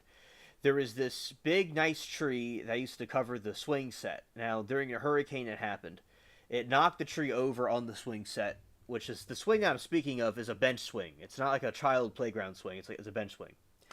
And a few feet, about 5 feet long and 4 feet high. It would be suspended, right? So I made this path that I would walk on and run on this trail, and it made a completely even landscape. So you're not, because there's a lot of cat dookie sometimes that'll be in the ground, so you'll try to go and have a pathway so people don't walk into that. I'll be walking on the trail at night. So it was one of the older trails. And I heard grounds coming from the tree.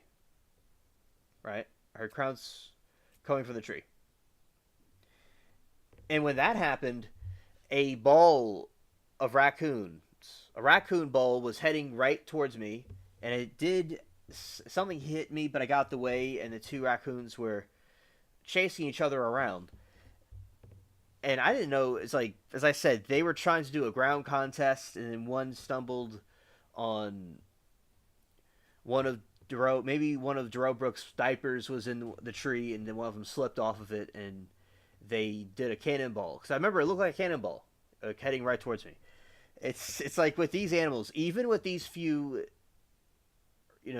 outskirt critters, there's all these different things that happen. So that's happened to me one time during the trail, and then one time raccoon, when I was walking, got between my legs. I was just like, okay, but the raccoon didn't do anything to me. But I felt him, but I didn't, just kind of got out of its way. And because sometimes they'll try to be like in a cluster. Yeah.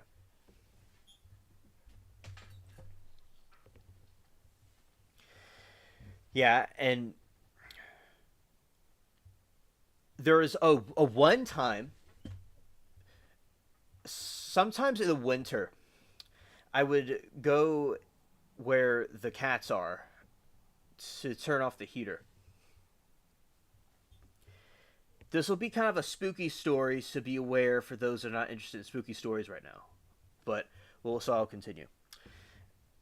I would go in there, and I'd like to watch Judge Judy or some kind of video like that on my phone. I would have Tweetzel by me, which is this other cat, and some of the other ones, and we will sit there and hang out. And it's this big kind of like a warehouse. We call it a garage, but it's really a warehouse. And you ask me, Alien, why do you call it a garage when it's a warehouse? This was simply a concept at my great-grandfather came up with to use it as a jumbo garage, basically. And it looks like an old castle with cobwebs and things in there from ages ago that had been in there for decades and decades. Nothing really interesting, though, just a couple of a rusty wrench or two. Nothing really interesting. Just more of a sentimental value. One night I was sitting there watching this petting the cat, and up to my top left I heard a knock coming from the wall. This is about 23, the year 23. Scared. And I was just, I looked at it, and I'm looking where it's coming from, and it was the top wall above the old AC unit, the window unit. And all the cats are looking at it too, and I'm like, it's not just me. I'm thinking to myself, I may not be alone in here. You may ask me, so I'm like, I just had this feeling that came over me. I'm like, oh, this is something good to hear 3 a.m. when you're by yourself. It is. And I was just looking there, and I was a little bit scared. Kept my calm, and I didn't hear anything else, and kind of looked around. Eventually, when it was my time to go, because I would eventually go there and go back to the house, I was just like, yeah, everybody, some phantom was trying to do Morse code. Maybe it was a Morse code from an interdimensional being. Maybe it was one of the...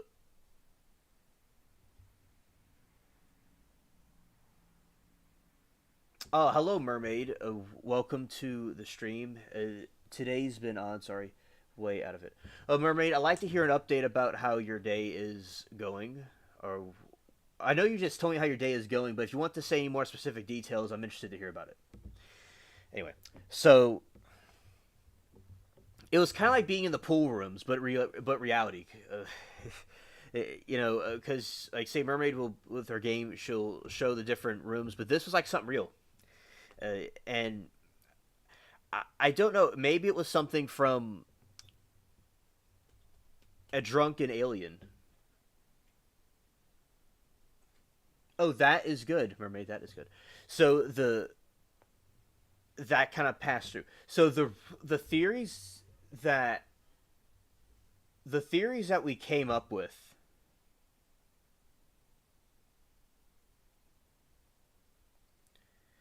is that perhaps it was a possum or a raccoon knocking. There are rats in that part. It was... Sometimes I hear them running across the ceiling in that area. Now, there is a crawl space, though. There is a crawl space in that region where the knocking happened. And it could have been one of the critters, or it could have been a rat. But if it was someone else, I didn't see the person. But it most likely it could have been a ghost or a phantom or an interdimensional being. But it's basically a mystery, a mystery in my opinion. Right. Oh, and that is good that you're doing a video. Yeah, so that is a Temu Sheen ghost encounter that I had. It was a bizarre knock in the middle of the night.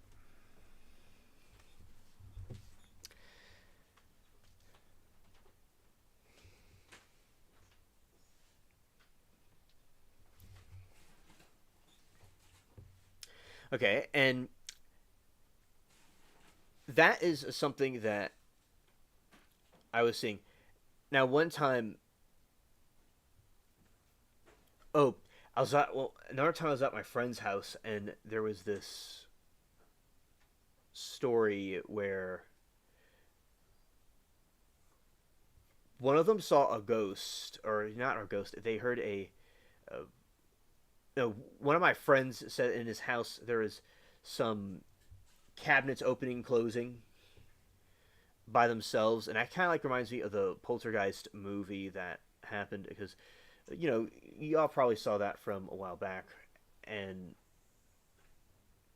scared. yeah, and there's this one time that I was chilling, and there was this bizarre individual where walking right in the street, and my street looks like the purge is about to happen, and it was a person with a hood, and it was back when I was in the other driveway. I used to walk there and talk on the phone to relatives and friends, and there's a person with a big eyes, like a crackhead eyes, came and approached me, asked if I wanted some business. Made no sense to me at all. I just ignored the person and just walked off, and they vanished. And I was like, yikes! It's just people give off something kind of weird, and like Epstein vibes. And yeah, I was like scared, but yeah, it was like just sometimes a perfect moment just happens like that, where it's just right then and there, just the most goofy thing that could possibly just happen at that moment. But everything was fine at that moment, and we just continued on with the conversations. But yeah, so I've definitely had my experience with Earthlings. I definitely like the online friends we have, although there are people online that are weird, and I've had my experiences with weirdos online. Oh, that's good, Mermaid. I'll definitely watch it when you go live. Yeah, and I will always say that God has always been with me, and trusting in Him is very important. But yeah, online, I mean, and we know that some of y'all know in recent times that I've known some of you more recently, of seeing different fights or feuding that's happened. But what I have seen is, before I've met some of you all, when I did the phone lives, there were some weirdos on the live stream. So the phone lives have more people there. Now, Mermaid's been with me on the phone lives before, and she's seen me roast the trolls.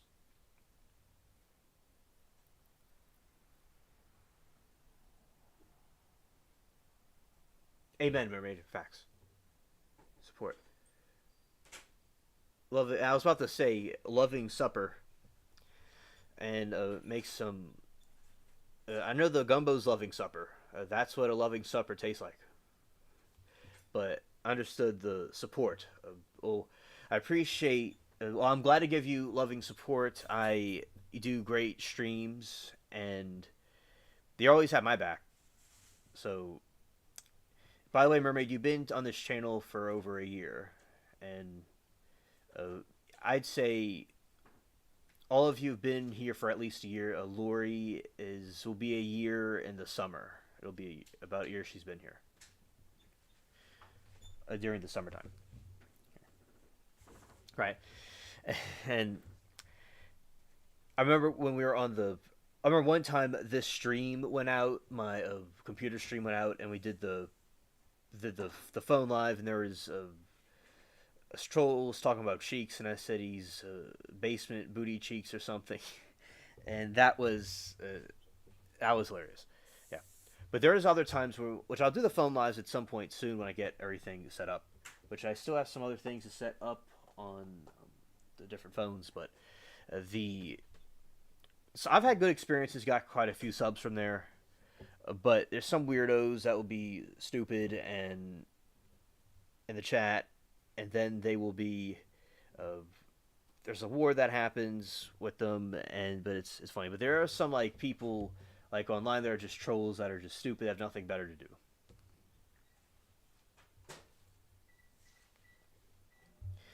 Right, and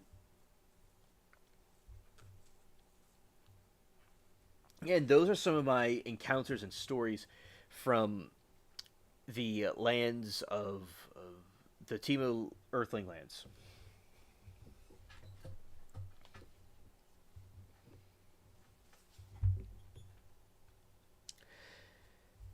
Now, there's something that says, what was the original working title for Aliens before the creators settled on the final name of the product series minimum? The Star Beast, our memory. The Star Beast of memory. Boy. Scared.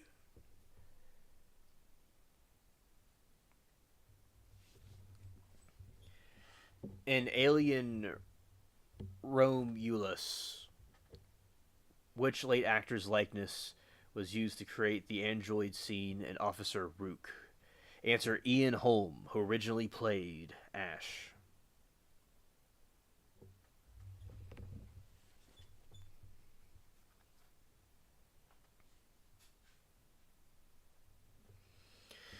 So, to genuine reaction of shock from actors of Chest Buster scene, what did director not tell them? That take blood away from the spray all over them.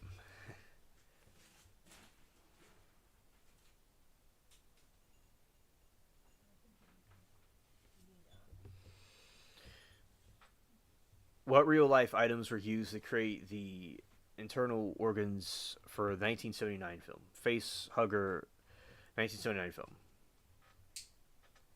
Oysters, a sheep kidney, and fresh shellfish.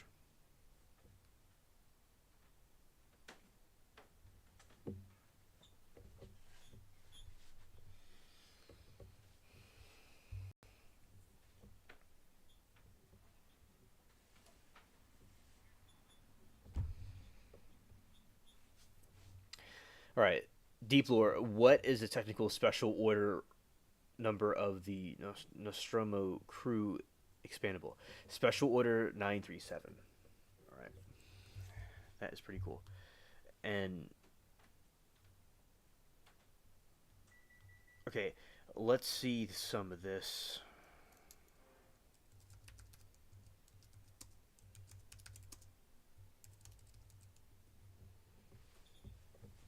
Hi, Miranda. So Lori says, hi, Miranda and Mogi. I'm grocery shopping, so mostly just listening. Oh, okay. You're listening to my Sheen podcast. Nice. Okay. So we are getting eclectic. Scared. All right. So here's some brilliantly orchestrated jokes. Okay. So why did the alien go to the doctor? Why did he go to the doctor? Did he go to the doctor because he was UFO'd out? Was it the UAP bone? The UAP bone broke? That's a possibility. Because it's kind of wild if you have an alien going to the doctor. This whole man's claiming to be a time traveler. But he's just talking on Chex Mix.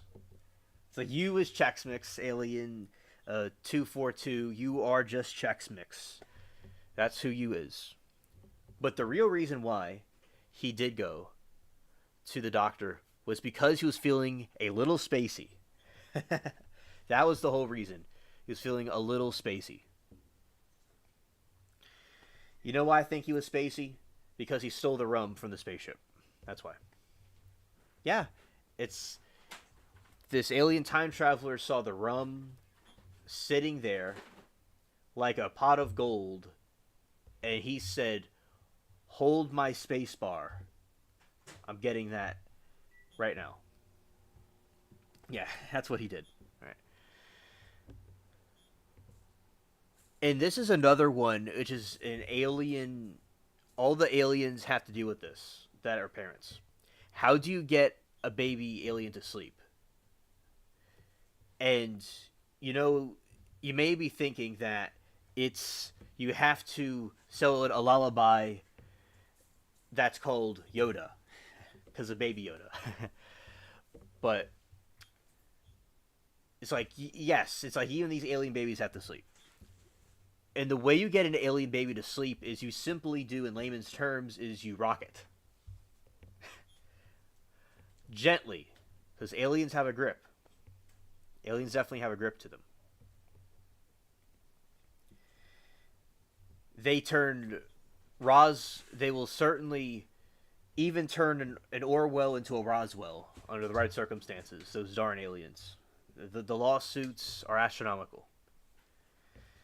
That's why us aliens are so interested in trials, because we need all the expert advice that we can get. It's like, an aliens are saying that they're time travelers now. That means they had a good lawyer. They didn't beef up, but they lawyered up. All right.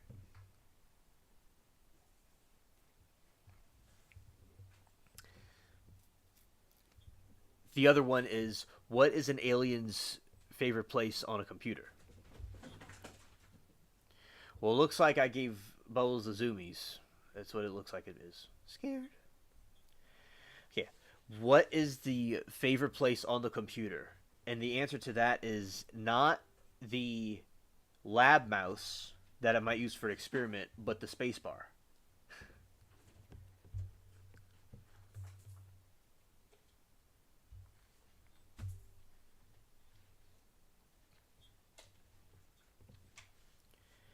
And it says, what do you call an alien with 3 eyes? It's something that I get called in chat sometimes by folks who give me different nicknames. And the answer to that is an alien.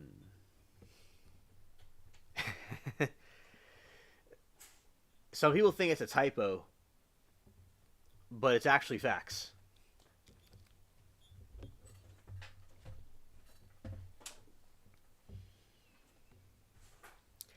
Okay, this one is crazy. So, why did the alien cross the road? It looks like an alien's following chickens around. How is the...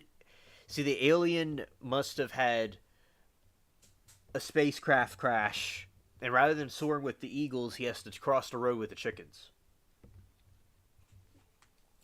Reason why the alien crosses the road is he gets to the other side of the galaxy interdimensionally. And I will even argue with a more red-pilled way is that he gets to the other side of the other dimension, because that's what he is. He's interdimensional.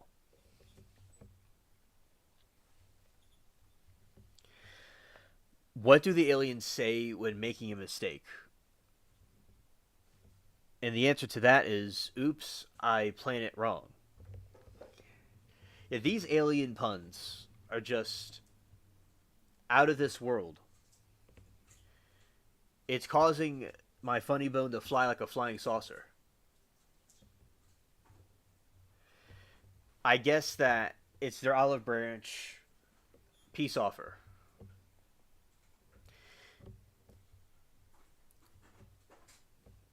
And what do you call a very famous alien?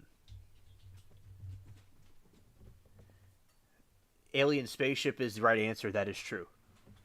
The other thing that you also call the alien is a star. And I will say a morning star, the brightest one. And what is the alien's favorite chocolate bar? Because you will see that besides... Mars bar. Hmm? The Mars bar. Yes, a good one. Yes, that is true. It is a Mars bar, but with the chocolate bar, see, aliens eat chocolate. And that is one of their sources of fuel to fuel them on their journeys.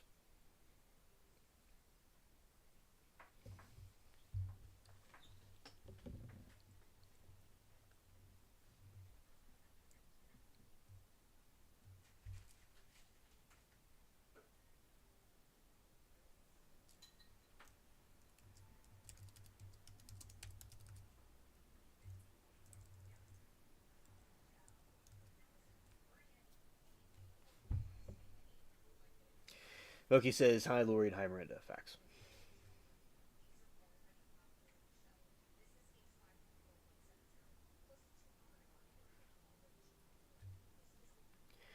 Now, what do you call a clean alien?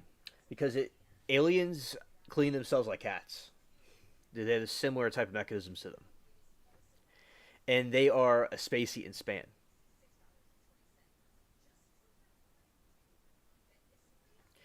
And why did the alien break up with his girlfriends? The reason why is he needed more time and space. Yeah. And I'm teaching you all this because this is just basic alien culture that they teach to everyone. Okay, Moki. Good night to you, and thank you for hanging out with us. All right.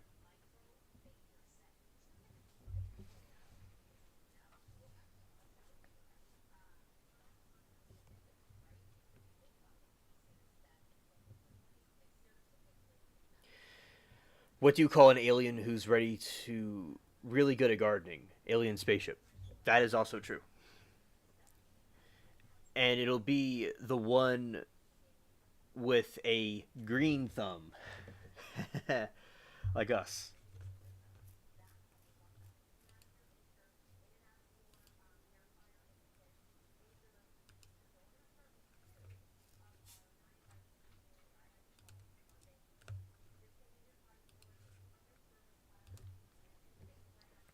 Why do aliens like to eat clowns?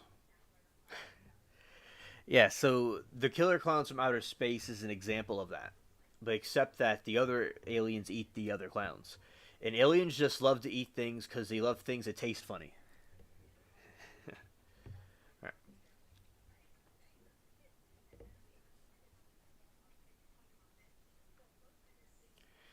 And I will say, and how do aliens like their eggs? I did a story. I would do these story videos, and one of the stories that I did was about an alien farm. A farm that was taken over by aliens. And their eggs were green with spots on them. With like orange spots on them. But the type of eggs aliens like are terrified eggs. Scared.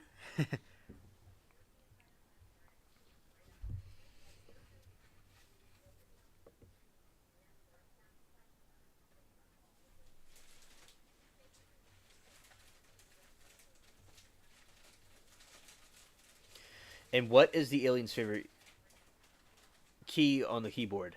And the answer is to escape. The escape key to get back to the UFO.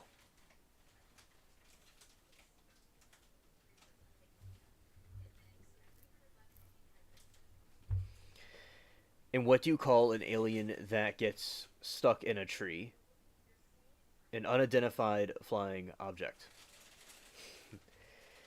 Why do aliens visit the library? He wanted to read the space fiction. Right. Yeah. Those are some common alien jokes. Or you're driving home now. Well, that's cool.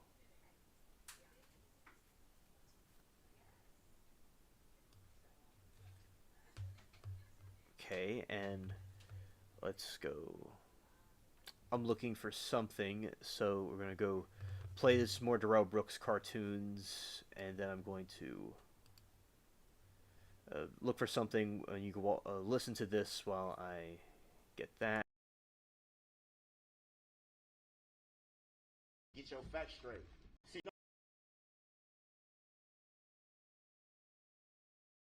Don't think there's anything else I need to cover at this time, unless there's something from either one of the parties. From the state first?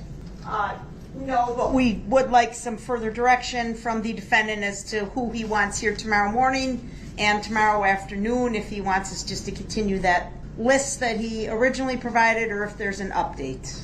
And we can do that off the record, Your Honor. I don't know that we need you involved. Okay. Thank you. Then hopefully the parties can figure that out without me needing to be involved further. But anything from you, sir? No, I'm just gonna say with that, I'm not gonna put them in specific order. Not looking for the order, but we're behind given the timetable and the understanding between, as I understand it, between you and the state. So The state has the list. Well, based on the groupings that you gave to the state, it sounds like we got through only one from each kind of category. So we'll go back to the first would have been Thursday morning. You need to call the rest of Thursday morning. Was there two left of that? Yes, correct. So let's do Thursday morning and Thursday afternoon. The people you designated, I'm going to direct the state to have here tomorrow morning. That's 4 witnesses, whatever order of those 4. And then How many does that leave? Because I'm not That's what I'm trying to doing figure out. good with math this late in the day. 4, so 4 in the afternoon then. So our hope is to get through all your witnesses I can say this tomorrow. for the record. One witness I intend to call tomorrow is not going to be 35 minutes. Fair enough. Do you plan to call that person in the morning or the afternoon? I'm leaning towards the afternoon. If the morning goes pretty. Can you tell me which list they were on when you gave it to the state? Was it Thursday afternoon, Friday morning, or Friday afternoon? I didn't put them on days, but I believe they were in maybe the second floor names. If Do you just want to tell me who it is so we can prepare so that person is told to come in the afternoon rather than wait through the morning? I don't want to say who it is. Well, I want the person to be here when we're ready to go, but They were here today, if that helps. Yeah, I know who it is. It's Erica Patterson, Your Honor. There's no Maybe. mystery here. Maybe all right, it is, that's maybe what I it isn't. would have. That's kind of who I thought it would be as well. So, I'm going to have her come tomorrow afternoon. Then. I'm okay, not we gonna will have have her you come in the here at morning. 1 o'clock tomorrow afternoon. Your So Honor. we Thank need to be you. mindful of people's schedules. Thank you. We'll have everyone else here at That's 8:30. interesting because what if that was not who I was referring to? Then you need to tell me right now so I can make an alteration to that. Come on, Judge. Sir, we're at the end of the 3rd week of trial.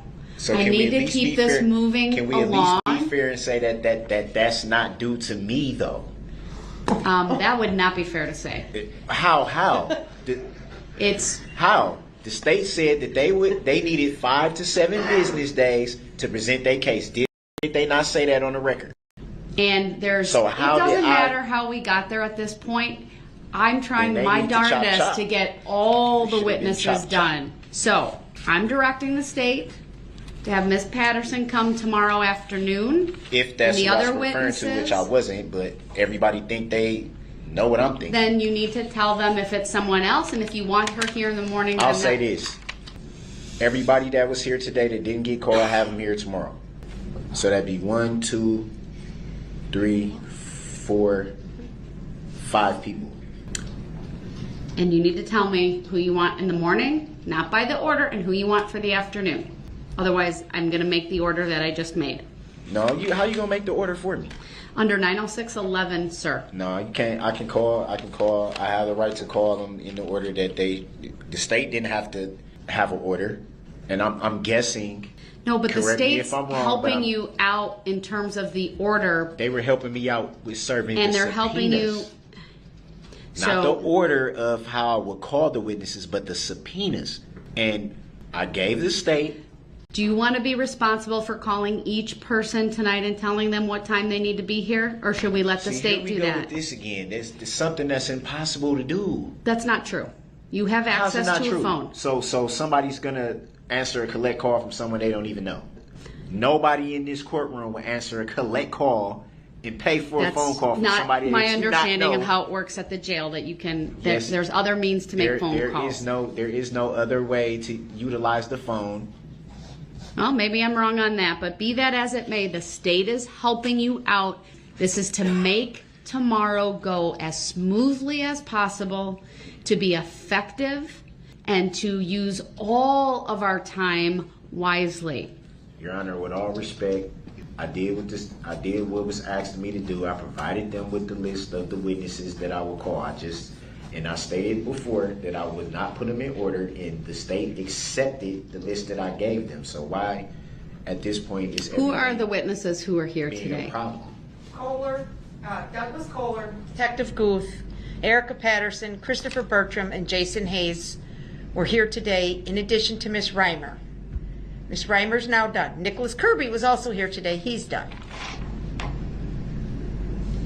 If we are going to continue to assist Mr. Brooks in getting these witnesses here, we need to have a reasonable time schedule. These witnesses don't just show up by the tooth fairy. We have to communicate with them. They have jobs, they have families. I've explained this 3 times to Mr. Brooks. If he wants our assistance, Objection. She can chill with all that. She can chill with all that tone. Hold on. I know. Get on that if that's what it is. Hey, I We know can it's been a definitely long get on day. that. Let's keep this civil. That's what I'm trying to do, but So she gonna have to tone it down. I think both of the parties are getting a little For real. frustrated. I'm getting frustrated. So Kohler, who they be Guth, denying. Hayes, Patterson, I missed a fifth. Bertram. Guth is a police officer, right? Yes. I know who Eric Patterson is. How about Kohler, Hayes, and Bertram? Are those citizens? They're citizens that relate to the parade, I believe, and post-parade, not the DV. It seems to me that even with one of the witnesses taking more than 35 minutes, that doesn't fill up the whole day. So we need to have some other people on that list for the afternoon. So I will just continue to work in the order of the list that was provided, Your Honor. I think that's the only reasonable thing we can do at this point. Or we can do it alphabetical, or we can do it by random lot, because I don't know really what else to do. By the list that was given. What was the order of the list that you were given? The first three were Kirby, Kohler, and Guth.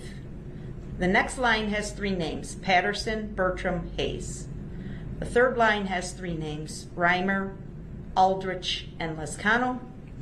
The last list has two names and then also reads the state of Wisconsin. First three people on the list you need to advise to be here tomorrow at 8:30. Okay. The next two people tomorrow at 10:30.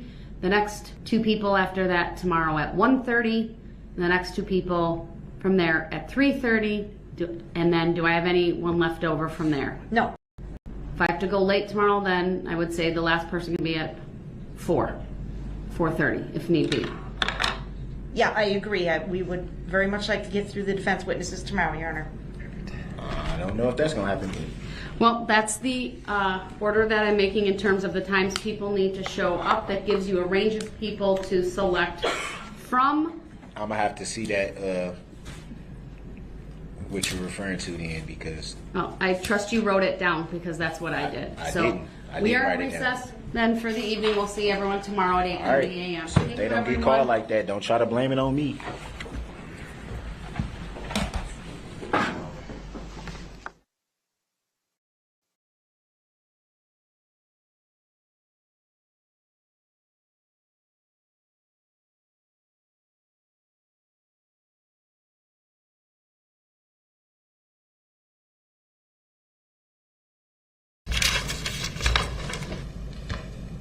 To be blunt, which I've been since the beginning of this trial, obviously, I see the whole strategy here by the prosecution. I see right through it. Don't have any cross-examination, mainly because you've already schooled the people getting on the stand on how to answer certain things. Well, that is completely speculative on your part without It's any obvious. basis in law or fact. It's obvious. Sir, you said you wanted to raise a legal issue. What's the legal issue? The legal issue is how is the state allowed to coach the You're people getting on the assuming they stand? spoke to them and coached them. It's obvious. I'm not stupid. Well, I disagree with that, sir. Again, you could ask All of a questions to sudden- lay a foundation all of a sudden the with state these don't got, witnesses. all of a sudden, for the first time in trial, all of a sudden now they don't got no cross. That's clearly a rush to try to get through the case. Hurry up. We just gonna let these people go. Well, this is And not- argument. Come on, man. This is argument on your part, I sir. see It through is pure I just commentary want at this that on point. the record. I see through it. I find that All right, very. I'm having the jury brought man. out. I'm instructing you to Come on, avoid man. the commentary when the jury comes out, or you will I didn't forfeit say- your right to be I didn't say present. nothing. Before we do that, there's an issue that we do need to take up. So as long as the jury's out, we should probably discuss that. I would like to provide the defendant and the court with a copy. So that had to be said. So it's the defendant. That's not how it was said. I That was how I completely said. You want to disagree. run the record back? Mr. Brooks. So I'm the only one. I got one. I Mr. got one Brooks. ear that work, and I heard that. This Come on, is man. to benefit Come on, man. you so No, that it's you not. understand Ain't none of your this to benefit witness me, so let's be has clear a about prior that. record. Your Honor, when I leave the table, I'm away from the courtroom and I have to elevate my voice. So can Your you Honor, tell- I can you believe he explain- has 7 prior convictions via OWI second from 2006. Right, I need to take a break. This man right now is having a stare down with me. It's very disrespectful. He pounded his fist. Frankly, it makes me scared. And we're taking a break.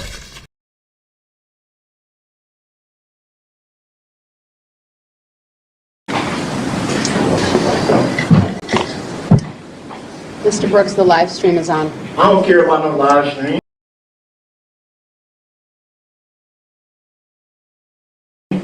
Just like y'all don't care. All this political, this is show. Y'all getting told what to do. Mr. Y'all Brooks. getting paid what to Mr. do. Brooks, look at me for a minute. Mr. Brooks. Mr. Brooks, Sit look up at, here, act like you know me. People like you don't, y'all Mr. you don't Brooks. know nothing about where I come from. Mr. Brooks. Push me, dog. Don't push back then. Mr. Brooks. Don't push back. Push me again. Mr. Brooks, we have to continue with this hearing. Want to talk to the judge or not? No, I'm worried about, man, don't put your hand on me, dude. Nobody put their hands on you. Yeah, they better not put their hand on me. Okay, Mr. Brooks, you need to look at me for a minute, okay? Why? To listen to all this political stuff y'all got going on? Mr. Brooks, I'm more concerned about... Don't touch me, dog. Stay seated. All right, we're going to take a break and we're going to come back after lunch. I'm not going to do this with him right now. He needs to be here. He's not cooperating. I'm going to give you the warning, Mr. I will give you the warning that if you continue to interrupt when we go back on the record, you will forfeit your right to be in the courtroom today. I can't have these interruptions. I want you here. It's been a long day and a half. Get your hands off me. We'll come back at 12:30. I just told you to get up off me.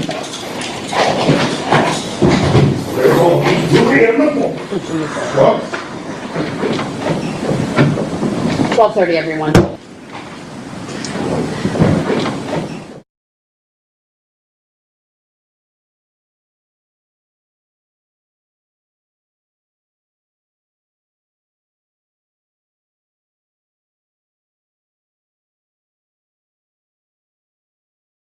Answer.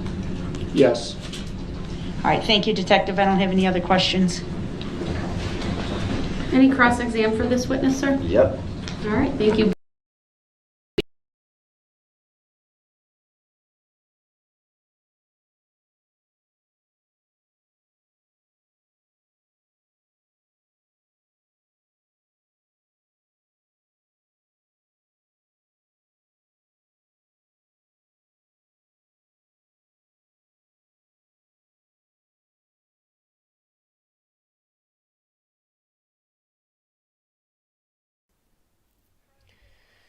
All right, looks like we completed that part. We completed the Darrell Brooks cartoon marathon there. Okay, these are some scenes from the actual trial. Right. Begin when you're ready.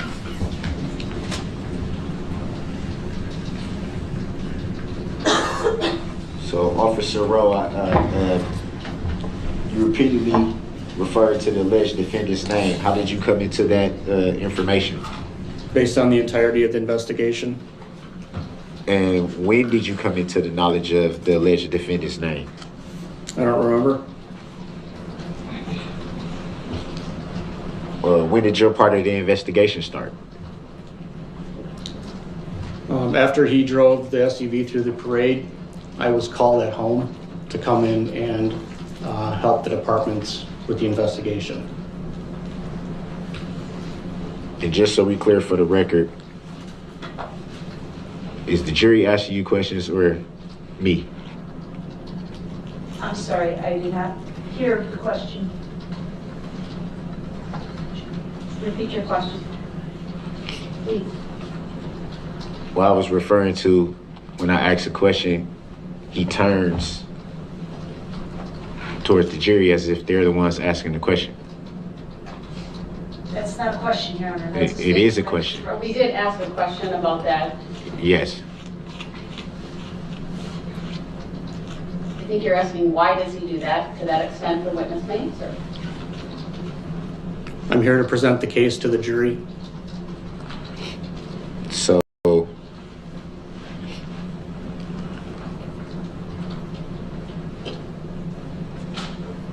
I follow that fundamentally.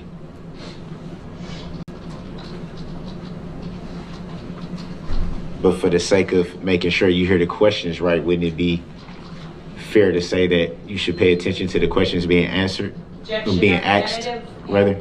Assumes the fact, not an evidence. Sustained as to the form of the question. Please rephrase.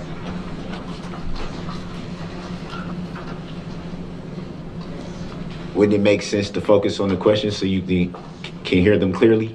Objection argumentative still assumes the fact, not in evidence. Sustained.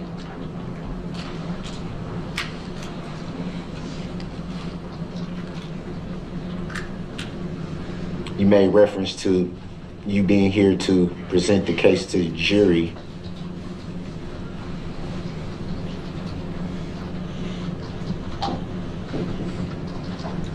So is that the reason why you decided to testify? Objection to the relevance. Grounds? Overruled. The witness may answer. I don't understand your question. Were you able to hear my question clearly?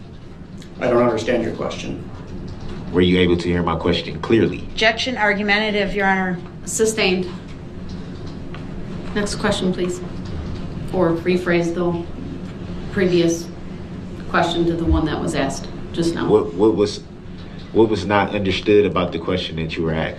Objection argumentative. Grounds? Sustained. As to the form of the question, please rephrase. What wasn't clear about what I was asking? Same objection, Your Honor. Grounds? The objection is sustained. Let's go back and ask the question that he says he didn't understand and rephrase it, please. Or move on. Your choice. Was your sole reason for testifying here today? Objection relevance. Let's let Mr. Brooks get the question out. Go ahead. Apologize, I thought that was it. Are you testifying today strictly to prove your case to the jury? Objection, misstatement of his testimony. Grounds that that's what he said. Sustained as to the form of the question, misstates the prior testimony. That's what he said. So why did you decide to testify here today? Objection, that's a legally inaccurate question, Your Honor. Please rephrase the question. I'm sustaining the question asked as to the form of the question.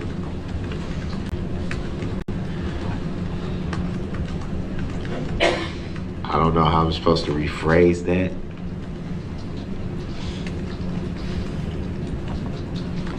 Without having the same form of the question. That helps.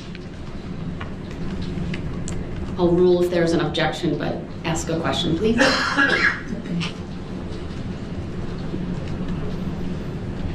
Did you seek to testify here today in this matter? No. So how did you ultimately come to that decision? Objection, that's a misstatement, Your Honor. It was not his decision. Sustained as to the form of the question assumes a fact, not an evidence. Were you subpoenaed? Yes. Do you recall by whom you were subpoenaed to testify? District Attorney Sue Opper from the Washington County District Attorney's Office. And at that time you were subpoenaed, you decided to testify? I don't believe it's my decision.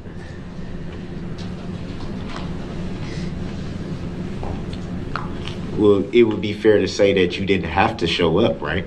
That'd be fair to say? No, I had to show up. But would it be fair to say that you could have chosen not to? No, it would not be fair to say that.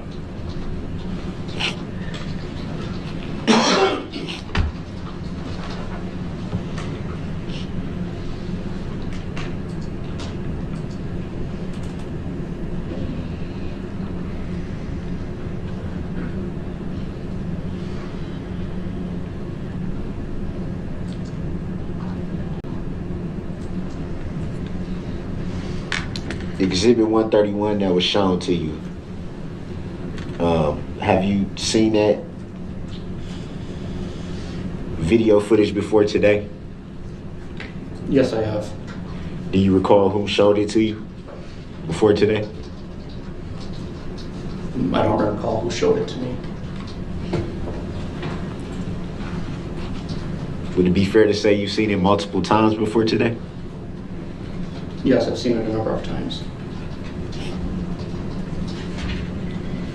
And do you recall when you were first shown that video?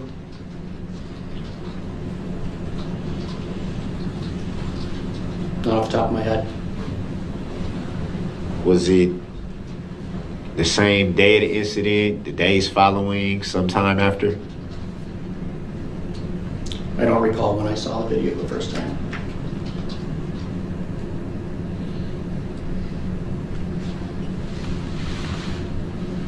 And what about Exhibit 130? Had you seen that video footage before today? Objection, Your Honor. 130 is the map. Or the map? Had you seen the map before today? I don't really think it's... Just for the record, I'll sustain the objection just because it referenced the wrong number, but I believe you rephrased. So go ahead, the witness may answer. Can you ask the question again, please? Had you seen the map of Exhibit 130 before today? Yes, I have. Multiple times as well? Yes, numerous times. Any idea why you viewed it so many times, multiple times?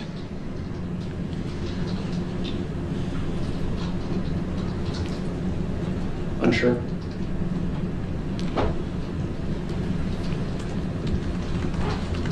Were you able to obtain any more information upon seeing the map numerous times that you didn't obtain when first seeing the map? No.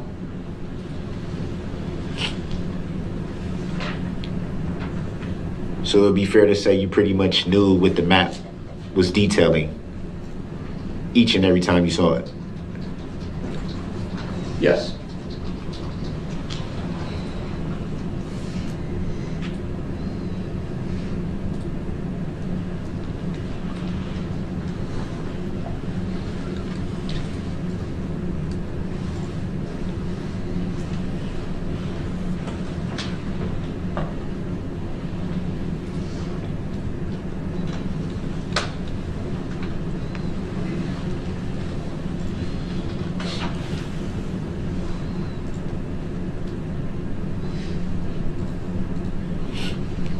And on that map, Exhibit 130, you made reference to at some point the dotted line, and it stops at some point. That'd be fair to say? Could you be more specific? The dotted line that was referred to on the map. Do you want the map brought up? Would that be helpful to you? Or maybe it might be helpful to him. He's got the large map, but if you want to... So, if you can see the dotted line on the map behind you. Yes. Is it fair to say that the dotted line stops at some point? Around Central Avenue, maybe? Yes, there's a couple lines that seem to come to Central Avenue or egress out of Central Avenue that do stop.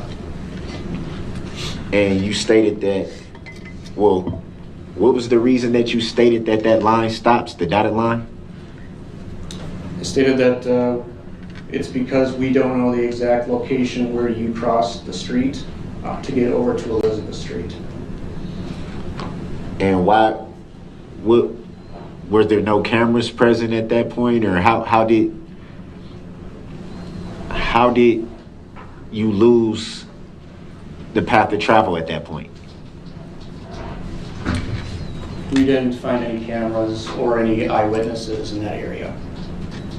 So it would be fair to say at that point you weren't sure what happened. I know that you crossed the street at some point.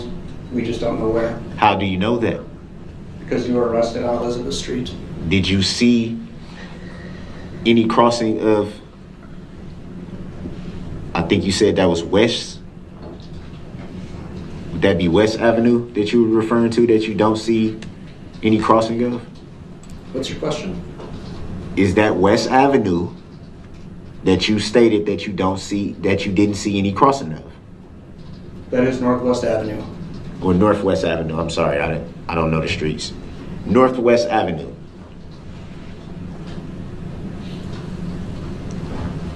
And you don't have any visual footage or any eyewitnesses, as you said, to say for sure if Northwest Avenue was crossed. We didn't obtain any witness statements or any eyewitness or any video of the suspect crossing the street.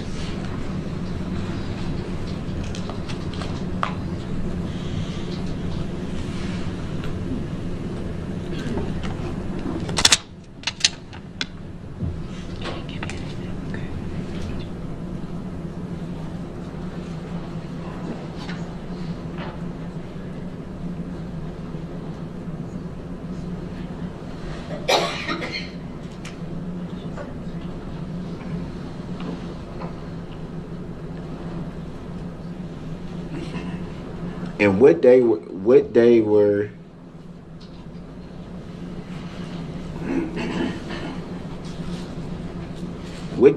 you doing your part of the investigation? Was that the same evening or the next few days after the incident, or? Can you clarify which investigation you're talking about? The one that you took part in. Your part of the investigation. I don't understand what time frame you're asking for. What day did you start your part of the investigation?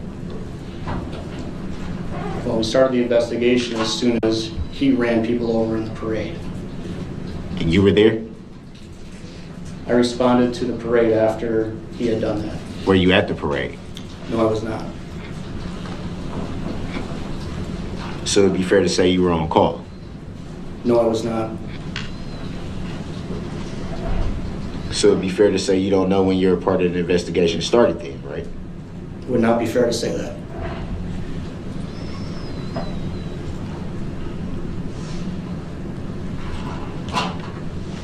You don't recall what time it was when you started your part of the investigation? As soon as I responded. And you don't recall when you were dispatched to respond? It's in my report. I don't remember the time exactly, but it's in my report. And at that time, did you know the identity or name of any alleged suspects at that time that you were dispatched? The time that I was sent to the city of Waukesha, I did not know the identity of the suspect.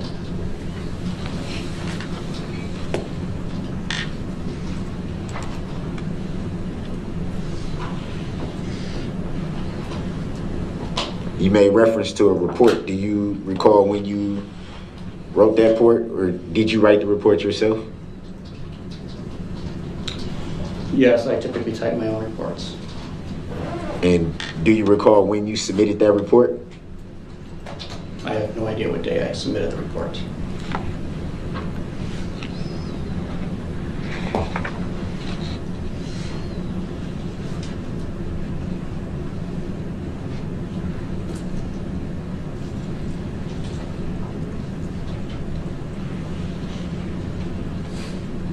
So when you were first dispatched, what did you do?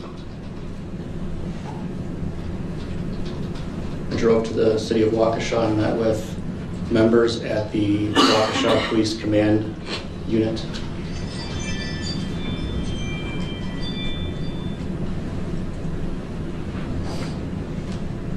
And were you dispatched to any location from that point? I was not dispatched. Were you sent to any location from that point?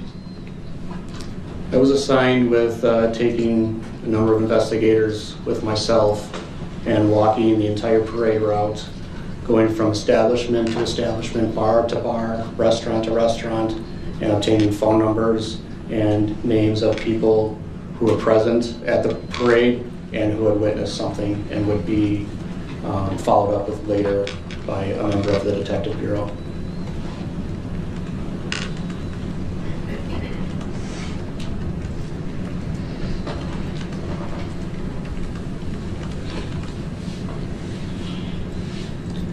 So it'd be fair to say you did some interviews at that time? Yes. Do you recall how many? No.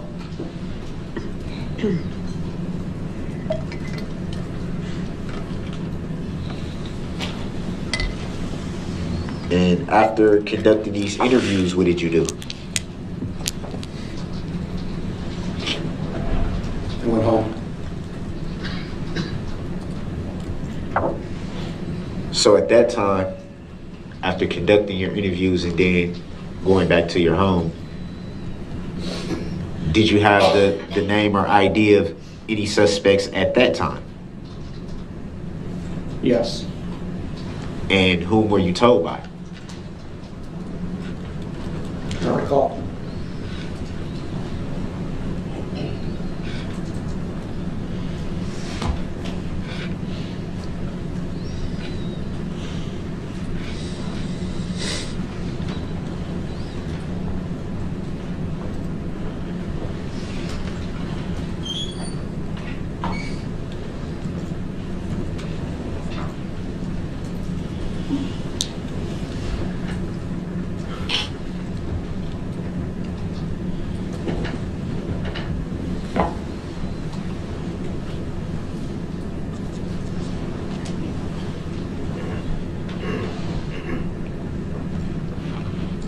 Do you recall who you submitted your typed report to?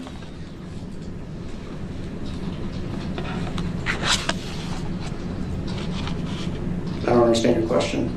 Do you recall who you submitted your typed police report to? No. I'm assuming your law enforcement agency doesn't type up reports and just leave them sitting on the desk. Would that be fair to say? That'd be correct. Any reason why you wouldn't recall who you gave your report to? Well, it's electronically submitted.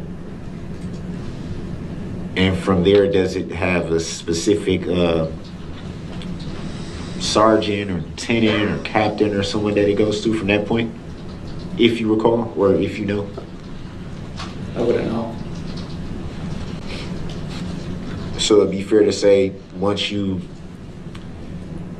type a report and submit it, you're not sure who sees it? Correct. Would you say it's fair that because of you not knowing who your report is submitted to, that your report can be altered in some kind of way? Especially being that you don't know who sees it? The reports are done via PDF style reporting. It's protected by my username and my password. And when it's submitted, it's usually not altered unless I request it to be altered.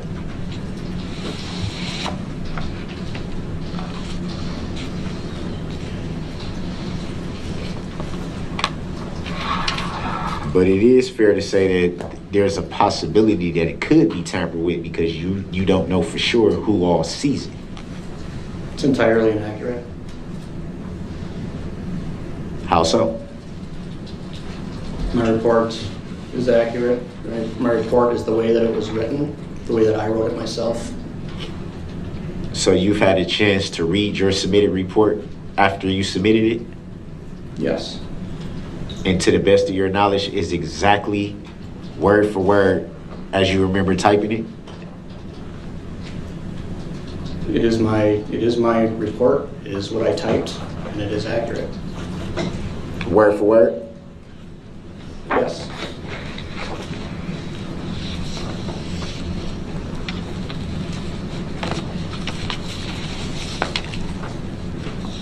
Do you recall how many pages long the report was? Objection, relevance. Grounds. Sustained. Not relevant. Please move on.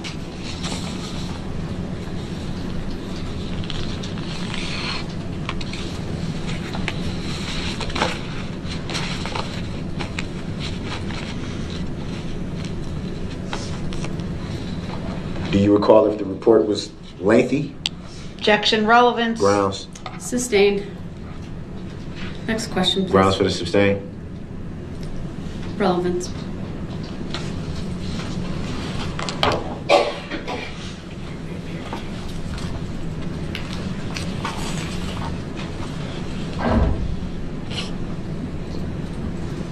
And you stated that you read the report after you submitted it. Do you know how long it was before you were able to see the report that you typed?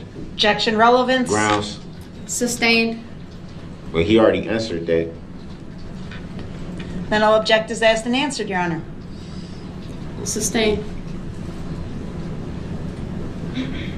That question wasn't answered, but okay. I see.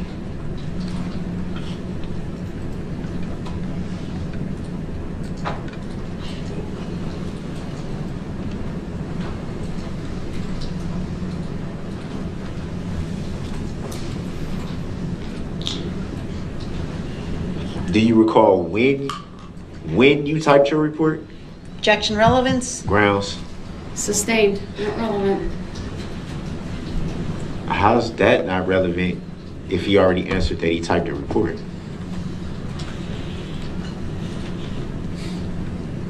Please continue, sir. Grounds for the sustain. Relevant. He answered that he typed a report. So how's it not relevant if he recalls when he typed it? Please continue, sir. Got to be kidding me.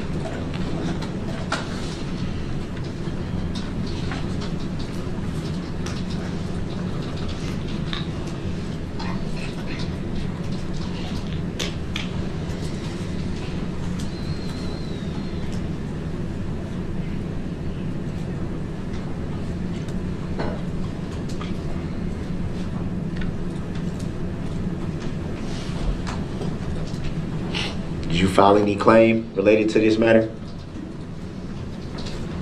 No. Do you know if anyone who did? Did what?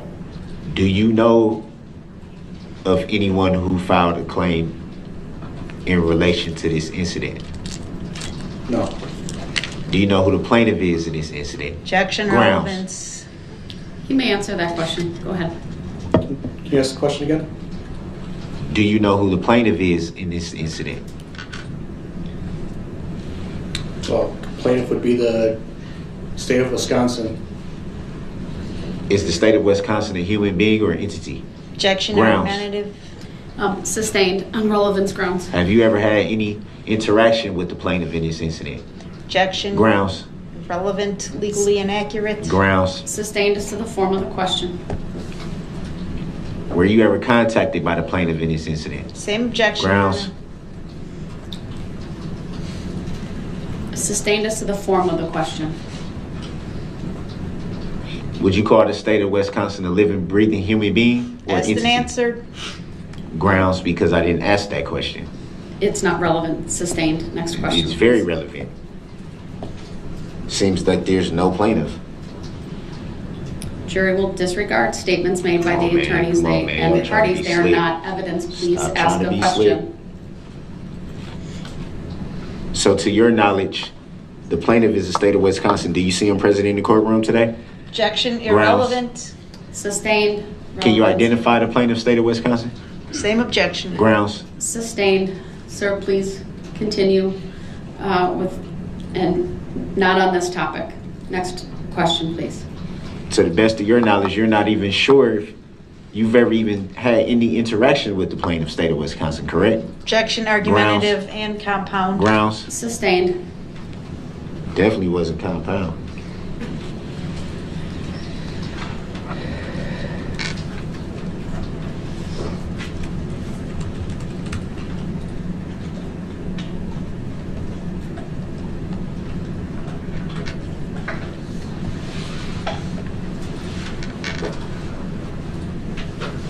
Would you consider yourself an injured party in this incident? Objection, Grounds. argumentative.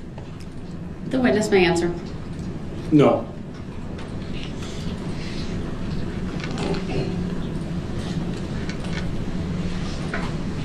Have you read or seen any complaint? No. No further questions. All right, thank you, sir. Any redirect?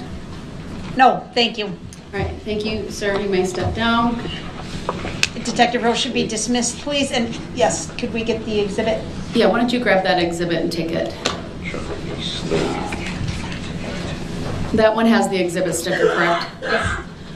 All right, we can keep it by the state for now, and then later on it can be brought over to the clerk. All right, the state may call its next witness. It's going to call Special Ryan Schultz.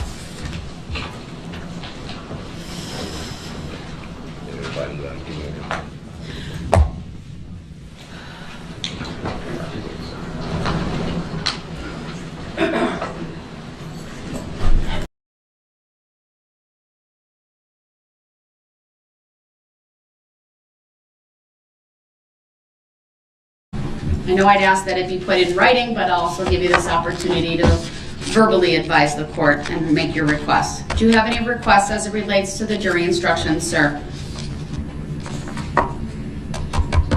I would note he put 2 boxes right in front of where he's seated, so I can't presently see his face. I see his jacket is off because I can see the outline of his arms, and I can see the jacket on the back of his chair. He is unmuted. I've confirmed previously regarding the audio working, and I will just ask him a second time, sir, do you have any requests as it relates to the draft packet of jury instructions, whether that be any additions, corrections, edits, or deletions? And Your Honor, would it be possible for the bailiffs to just move the boxes off the table so Yes, we can I think see? that's fair. I'm going to advise the bailiff to remove the box so I can see Mr. Brooks. I don't know what he's doing behind there.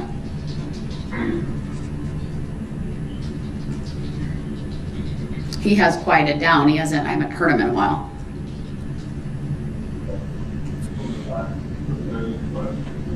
If you could move the second one because it can interfere with the microphone as well. And the third.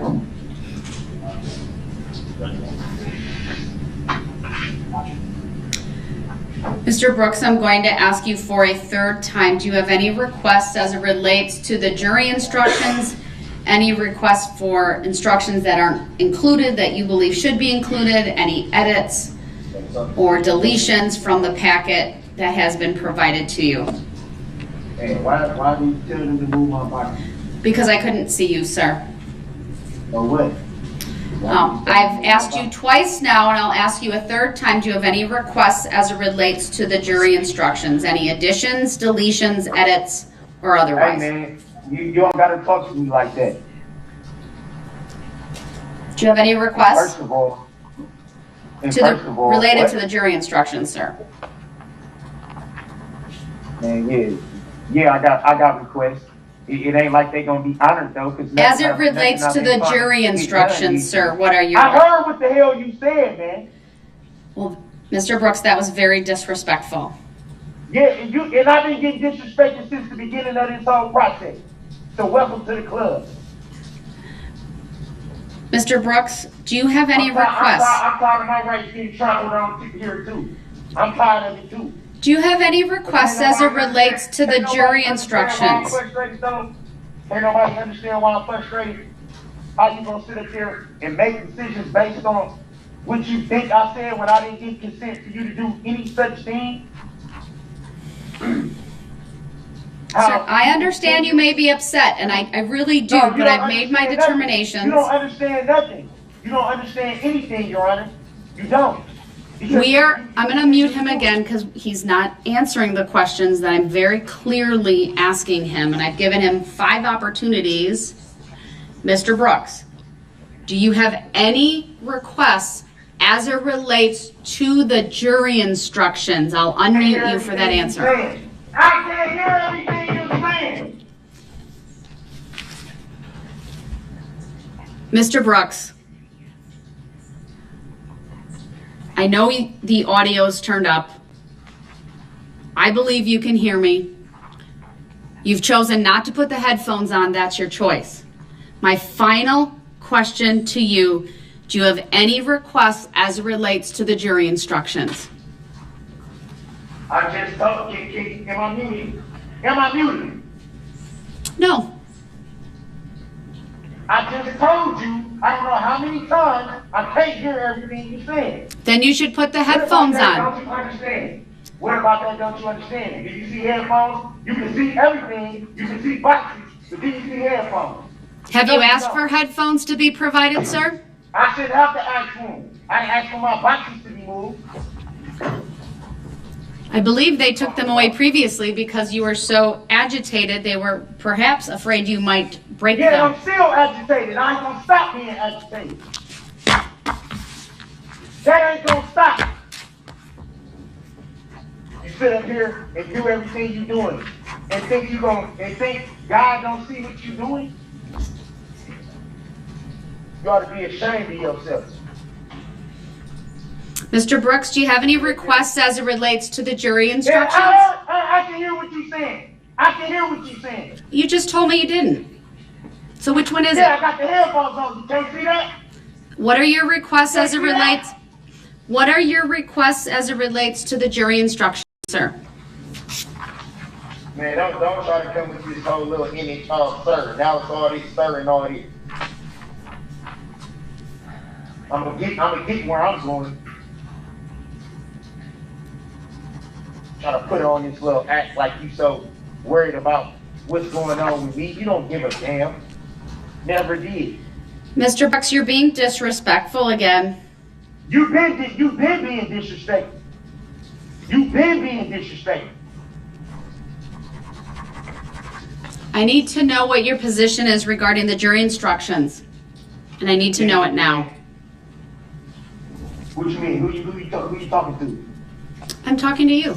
I need to know whether you have any requests as it relates to the jury instructions, sir. Yeah, first of all, why am I charged with 2 bail jumpings when I was already charged in Milwaukee for the same bail jumping? That's double jeopardy. That's not double jeopardy. Your objection is noted. It's double overruled. It is double jeopardy. How you gonna charge me with the same charge that I'm already charged with? You can't do that. The Fifth Amendment says that you can't place somebody in jeopardy of life and limb.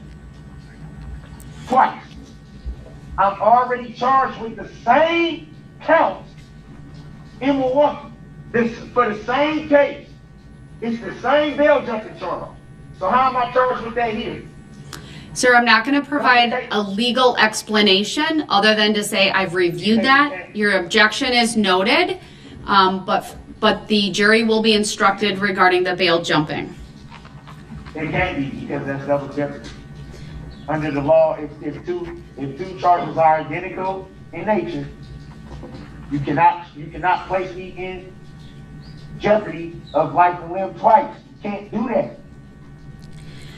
What's your next? The same case number. What's your next request, sir? I'm noting your objection. I'm trying to talk. Can I get it out? You always want me to not interrupt you, but you always find a way to talk over me. I understand your position. I'm saying it's overruled. You always want respect, but don't want to give it. I'm charged with the same bail jumping charge here that I've already been charged with. That is double jeopardy. You can't charge me for the same exact bail jumping that I'm already charged with, that I was charged with before this even came about. Sir, the bail jumping charges in Waukesha County are based upon your violating your bail while in Waukesha County by driving through the Christmas parade and allegedly killing 6 people and injuring 61 others. Okay. That's the distinction. Again, there is no distinction. It's the same charge. It's the same offense. It doesn't mean it's the same factual basis, sir. He is not charged with bail jumping with the data violation of November 21 in Milwaukee County anywhere. Further, the double jeopardy prohibition would prevent him from being convicted twice, not charged twice. All right, so we've addressed that, sir. What other requests do you have as it relates to the jury instructions? I want to know why I'm even charged twice with the same thing.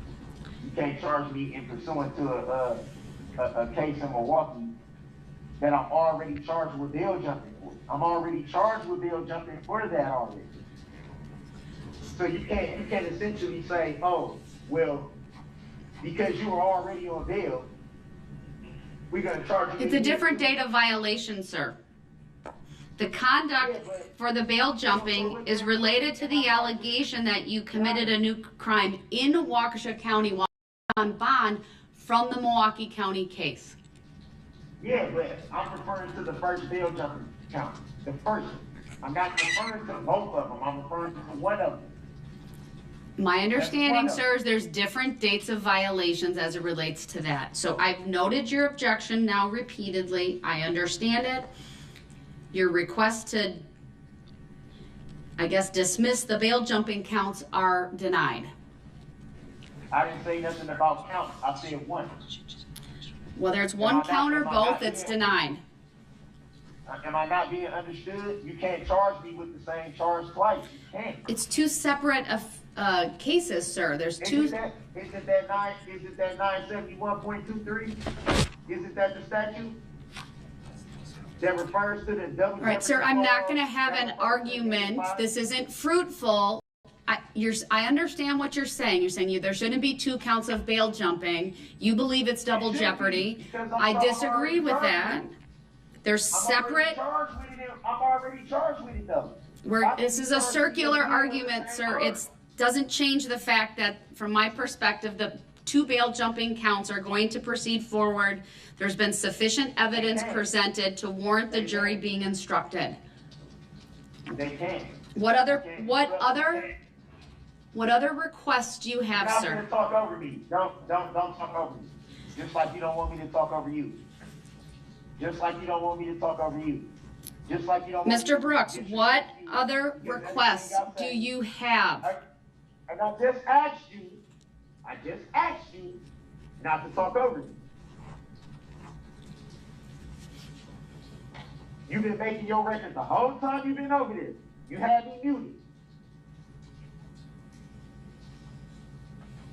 I didn't see no requests over there. I didn't write nothing to go over there. I let you do what you was doing. No matter how egregious and biased it is, I let you do what you was doing. Because we both know that what you're doing is not right. Mr. Brooks, I'm going to refocus your attention to the jury instructions. All of your objections are noted. I understand that. If you can't answer my question, I'm going to move on. You can't. I haven't given you consent. Just like All right, I'm going to mute him once again. He refuses to answer simple questions regarding if he has any requests. He just made an argument regarding the bail jumping, so clearly he has an understanding about the law as it relates to that. It may be a misunderstanding about the law and double jeopardy, but he made an argument. I've denied it. I'd like to know if he has any other requests. If he can stay on topic, I'll I will unmute him again, and he can tell me the list, just like the state went through a list. I need to get through their list. I'm asking you to list out all your requests, and then I will take each one up in turn. So here is your opportunity to give me your other requests, not debate with me about prior rulings. Go ahead, Mr. Brooks. Don't sit up here and try to play no game talking about you giving somebody an opportunity, because you haven't gave me an opportunity to properly defend myself and put stuff into evidence, which I've asked you repeatedly to do before we even got to the trial. You told me we wasn't in the evidentiary phase. Mr. Brooks, do you have any other requests as it relates to the jury instructions? This is probably the 10th or so time I've asked you this question. No, it's not. No, it's not. So please stop being incorrect, Your Honor. Please stop. Do you have any additional requests as it relates to the jury instructions? Yeah. That first count 74 bail jumping needs to be dismissed. You can't charge me with two things. You can't charge me with the same charge twice. All right, I've made a note of that. What's the next issue? Either one county gonna charge me with it or y'all, but it can't be both. It's the same, it's pursuant to the same exact thing that I was on bill for. The same exact thing, the same exact case. So why are we giving the jury instructions on 2 cases from another county? I've made a note of that. What other requests do you have? Man, this is ridiculous. So I'm not even able to adequately defend myself, present evidence, do anything, because everything I say is gonna be found a reason for it not to be done. What are we doing here, Your Honor? What is the Mr. Brooks. Why should I be here when I've made a note of your request as to count 74. Do you have any other requests as it relates to the jury instructions? Why are we even having jury instructions? Why do I have to even sit here in this courtroom at this point? Because everything you've been doing without my consent anyway. So you're gonna find a way to do this without my consent. So why do I need to be here for? Your objection for lack of consent is noted for the record. Okay, yeah. Any other requests, sir? You talk a good game. You talk a good game to save yourself enough space. But everything I bring up that has no merit in your court. None. All right, I've asked him many times. I've advised him, and I'll advise him once again. If he fails to answer the question, I'm moving on. Do you have any other requests as it relates to the jury instructions, sir? You can't move on because I haven't given you consent to. All right, he did not answer. So I'm muting him again. The only request that he has made as it relates to the jury instructions, as he pounded his fist once again, raised his voice. I understand, I really do, that he's upset with my decision to cut off his ability to present a defense, but that decision was made based on his conduct and his conduct alone, as I've outlined already on the record. So the only request that he made was as it relates to the bail jumping counts. I'm denying those requests, whether it be to dismiss one count or to dismiss both on double jeopardy, or to just not instruct the jury. However way I interpret it, I'm denying that. All right, let me go through the state's. Your Honor, can I add one more? Sure. I'm sorry. 154, summary of evidence. I believe we had a map, actually 2 maps that summarize the, we had 3 maps. I think the one was summarized his route, the path that he took. The other one summarized the victims who were struck in the specific locations. And the other one summarized the positions of the law enforcement officers at the various intersections and throughout the parade route. I'll make a note of that. I don't believe I saw the jury view instruction either. I mean, that was given to them at the time. I don't know that it needs to be reread, but I think we need to consider that as well. And that was my version of 152. All right, so let me go through the list from the state. Turning to page 61.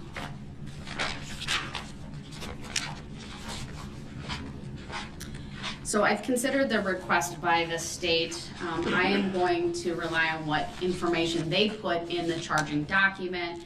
I'm going to deny the request to include the specific case numbers. There's evidence, of course, that was received regarding the 2 separate cases out of Milwaukee County that form the basis for both of the bail jumping counts. It will be up to the jury to review the evidence and make a determination as to the verdict forms, though, that were referenced previously, at least the description of them in the jury instructions. That obviously the 3rd count of bail jumping is incorrect. That needs to be battery, and that change will be made.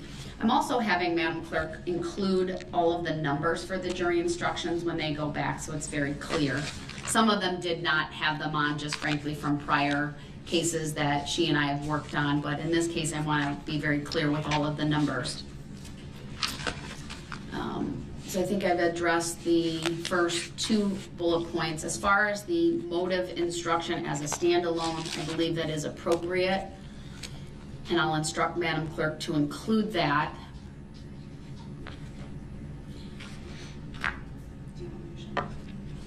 As far as where it goes, I'm gonna just, any instructions that we add should just be in the numerical order, unless there's a other request that's made.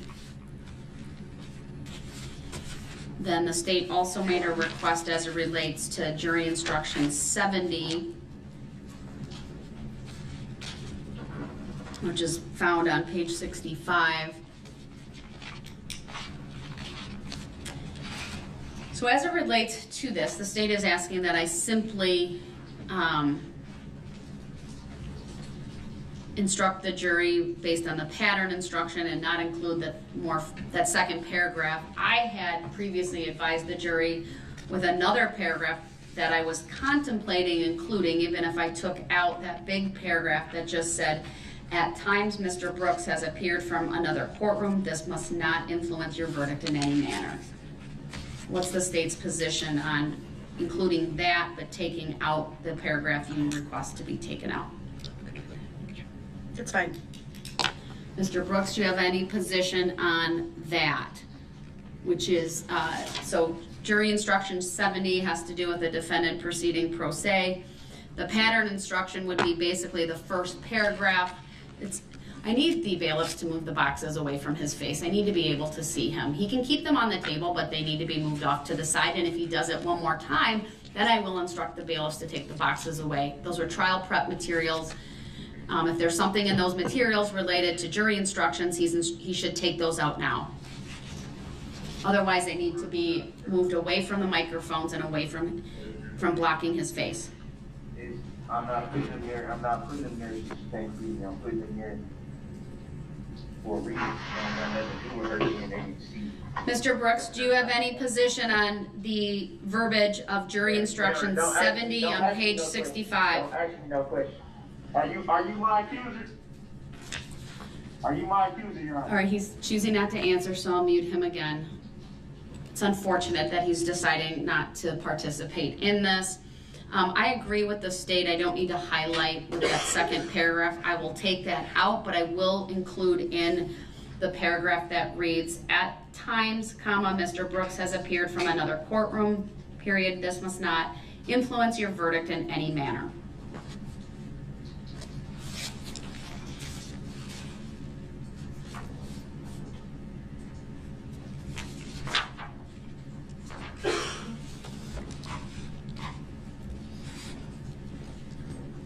Inclusion of the instructions that were put on the last couple of pages include 325 impeachment of witness. Its prior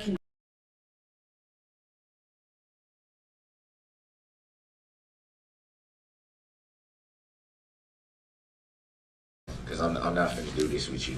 I'm not. Mr. Brooks, I do want to go over We don't have jury instructions. I don't understand the verdicts. jury instructions. I don't understand anything that's in these proceedings, and I'm not going to participate in something that I don't understand. That's your choice, sir. May I please go back into the other courtroom? You can, based upon your choice and your request, I'll make a finding that he's forfeiting his right to be present in this I didn't forfeit courtroom. anything. I asked. I understand you've So asked, but I didn't feel it's forfeit important to anything. also make a finding based upon your conduct. But based upon what conduct? Me asking?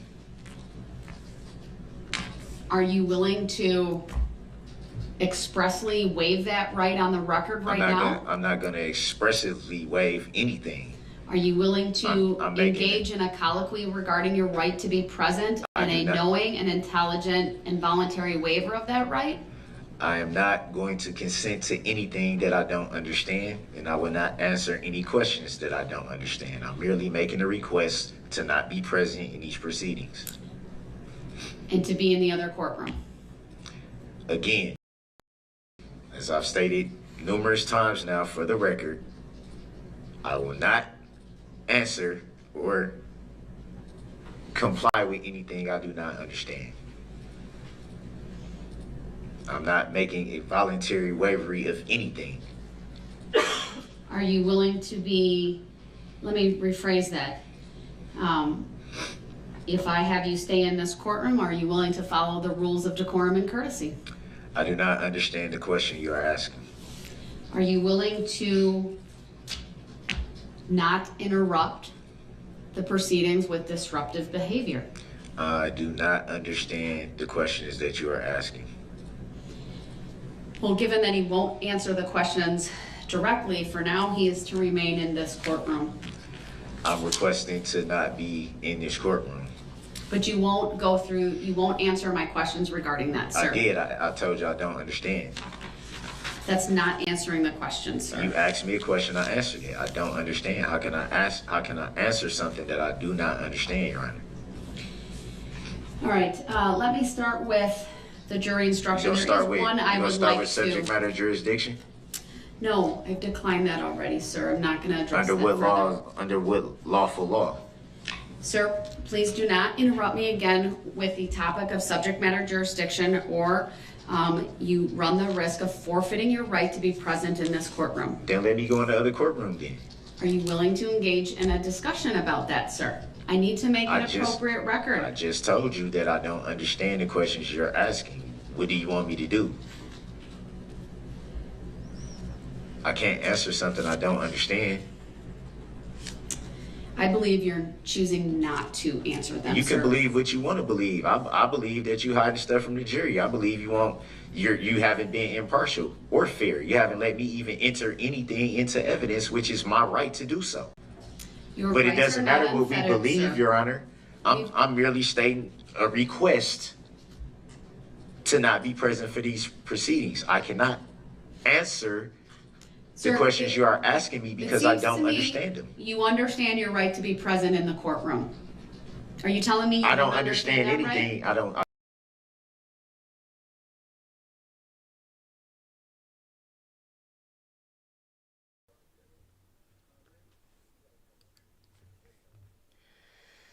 Okay, that will be our eclectic stream for the night. That was some funny Darrell Brooks clips. Thank you all for coming. Have a good evening and peace.